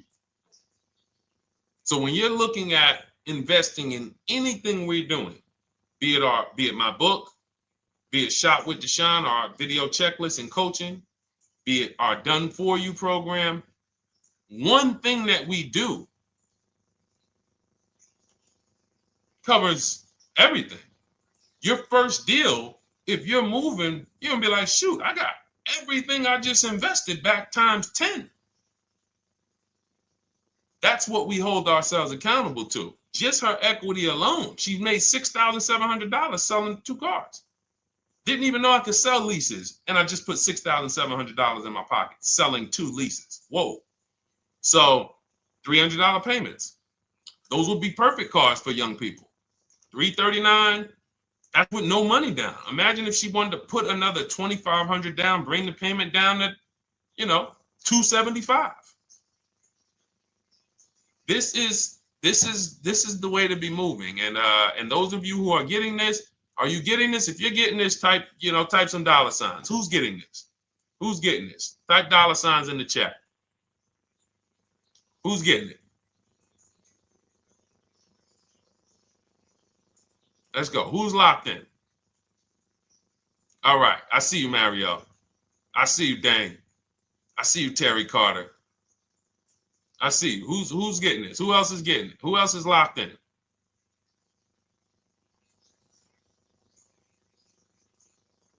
A lot of y'all on here. Listen. I see you, DJ and Nice. I see you, Arms Reach. And I can tell the people that's locked in because they be like, all right, Deshone, you said you're here for 90 minutes. I know we got about 3 minutes left. I mean, I'm hanging for this whole thing. I don't want to miss anything. Shout out to the people that are locked in. All right. Go ahead, Dolan. Should the out-the-door price include your trade? First of all, that's a curse word. All right, we're going to go back to that because I got out of saying that for a while. We do not trade cars. So you probably just popped in maybe about 30 minutes ago on the stream. We were talking about the 3 pillars of great car deals: who you buy your car from, who you sell your car to, who you get your loan from. You in order to get a great deal, a below market deal, you must get a great deal from each one, which means you bid out each one. I bid out, got multiple offers for who I was going to buy my car from. I got multiple offers for who I was going to get my loan from. I got multiple offers for who I was going to sell my car to. I bid out everything, therefore I got my great deal. If you bid out this, but you don't bid out this, and somebody you get an interest rate of 7.1 when you could have got an interest rate of 5.2, you lost $2,000. Depending on the cost of your loan, how much you're financing, you lost $2,000. Yeah, you did a bid on who you bought the car from, or you didn't bid out your trade, therefore you didn't find the highest bidder. You traded your car for 14. Another bidder would have paid you 18. You lost $4,000. So you got to bid out everything. That's why we do not trade. The only people that have to trade are people with a lot of negative equity who can't pay off the difference. And that's why I am the reason for negative equity is not understanding leasing. You buy your cars, take out loans, switch the car. Negative equity. It's literally the reason for negative equity is I should have leased, but I didn't. Now I have negative equity because I'm replacing this car with a loan still on it. So out the door price will not include your other car. And if I was trading a car, then yes, the out the door price would include the trade. But because we do not trade cars, our out the door prices don't include the trade. Let me show you an example of what our out the door prices look like. So these are some spreadsheets for our Done For You program where we shop for clients. You can see here, this is we shop for a Subaru for this particular client. In this case, look, and you can see the MSRPs for this car is an inexpensive car, $27,000, $26,000. Look at the out the door prices, 29, 30, 30, 29, 29. These are all out the door prices with the taxes and fees. So you can see these dealers are giving either no discount or a little discount. 27 out the door price is 30,000. But look at the winner. Look at the winner. This particular dealer won the bid at this particular time They're not going to win the bid all the time. In this particular case, they needed the unit. $27,900 is the MSRP. Out the door price is $27,463. The out the door price is lower than the MSRP. How? Because they took off almost $4,000 in discounts. Almost $4,000 in discount. So every time you shop for your used cars or new cars, this is how you should be shopping. If you're not leasing, this is how you should be shopping. I'm getting multiple offers, out the door prices, comparing who gave me the best offer. Who gave me the best offer? Oh, look, Daniel Thompson said, D, I'm bidding out to sell my car and got a $4,000 swing from the lowest to the highest bid. This is the people who you listen. If I can bring them on and have them talk, they would be talking to y'all about how different this is. I didn't bring you here on a Tuesday afternoon, or you're not watching this. If you're watching the replay later on Tuesday, or maybe, Wednesday morning, we go live at 12 noon, Monday through Thursday. So we replay the show just for everyone who missed it. You can send all your friends, family, go to Deshone the Auto Advisor's pages, watch the replay from today's show. But they know this is, I didn't bring you here to talk to you about hundreds of dollars. We are talking thousands of dollars at all times. There is never anything that we talk about that is hundreds. Let someone else talk to you about how you can save a couple hundred more per month. We might be talking about hundreds per month. That might be the only time we're talking about hundreds, $200 per month. But other than that, which equals thousands. We're not here to figure out how we're going to save $50 this month. No, this is big, huge money. So thank you, Daniel. Thank you for tapping in with that information. So, all right, listen, guys. Everything we teach is in a step-by-step format, because when it's not step-by-step, you'll get overwhelmed. When it's step-by-step, you can challenge yourself to stay right on this step, check it off, move to the next step. Check it off, move to the next step. Step 7 in our Cars from Home process is delivery. Step 6 is paperwork. Step 1 is the most important question, which is the 8-year rule. It's literally called the most important question. 8-year rule. How many years are you keeping the next car? Step 2 is the equity assessment. That's why you heard Wendell in his book testimonial. He said, I just completed the equity assessment and we got 30% more than the book value. Bidding it out. He said, I'm about to move to the next step. So everything we teach is step. Step 3 is deal structure, where we budget and we see, all right, how much car can we afford? What does a good deal look like? Step 4, we go shopping, which is choosing what we want. Shopping, looking, doing. We're not buying it. We're shopping the market. We're test driving. We are literally choosing what we want. Shopping, enjoying shopping.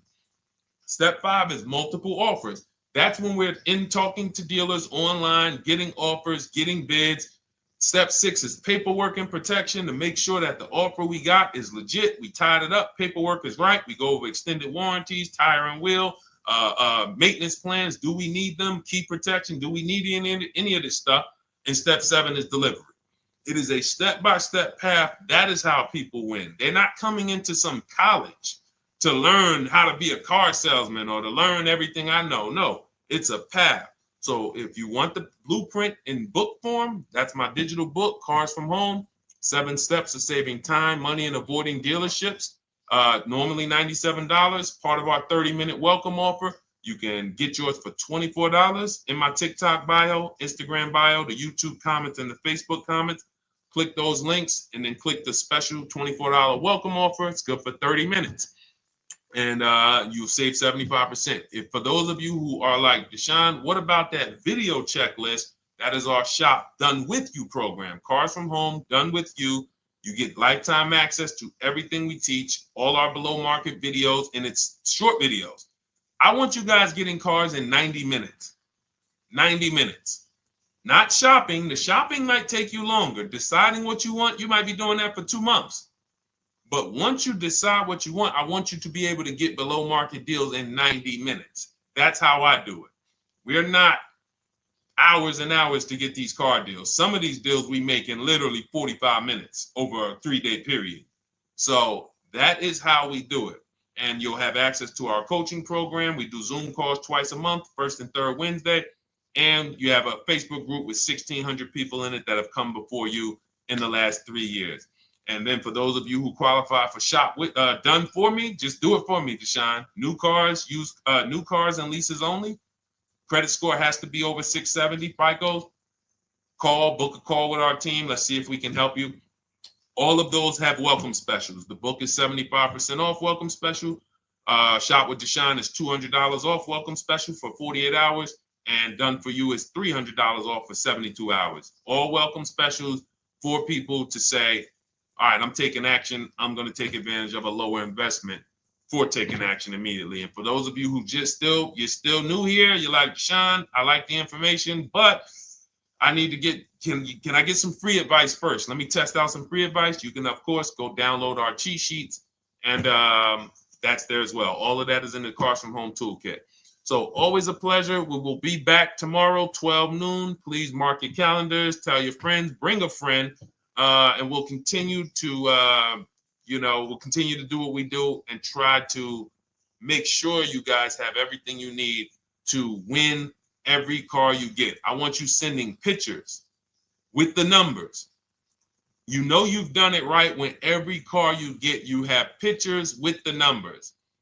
You know people who purchase cars all the time, all post their pictures. Hey, had to upgrade. Oh, just got this. Hey, had to treat myself. Oh, watch it now. But you never see the numbers because they really are not confident in the numbers. They don't want to talk about the numbers. Everybody who shops with us, whether you're getting our book, whether you're using our stuff, and sometimes people who they piece together my social media videos and they'll get it done. But they are sending the numbers. Look at what I paid for this car. Not only did I get a great car, but look at the deal I got on the car. That's when you know, all right, you understand this thing.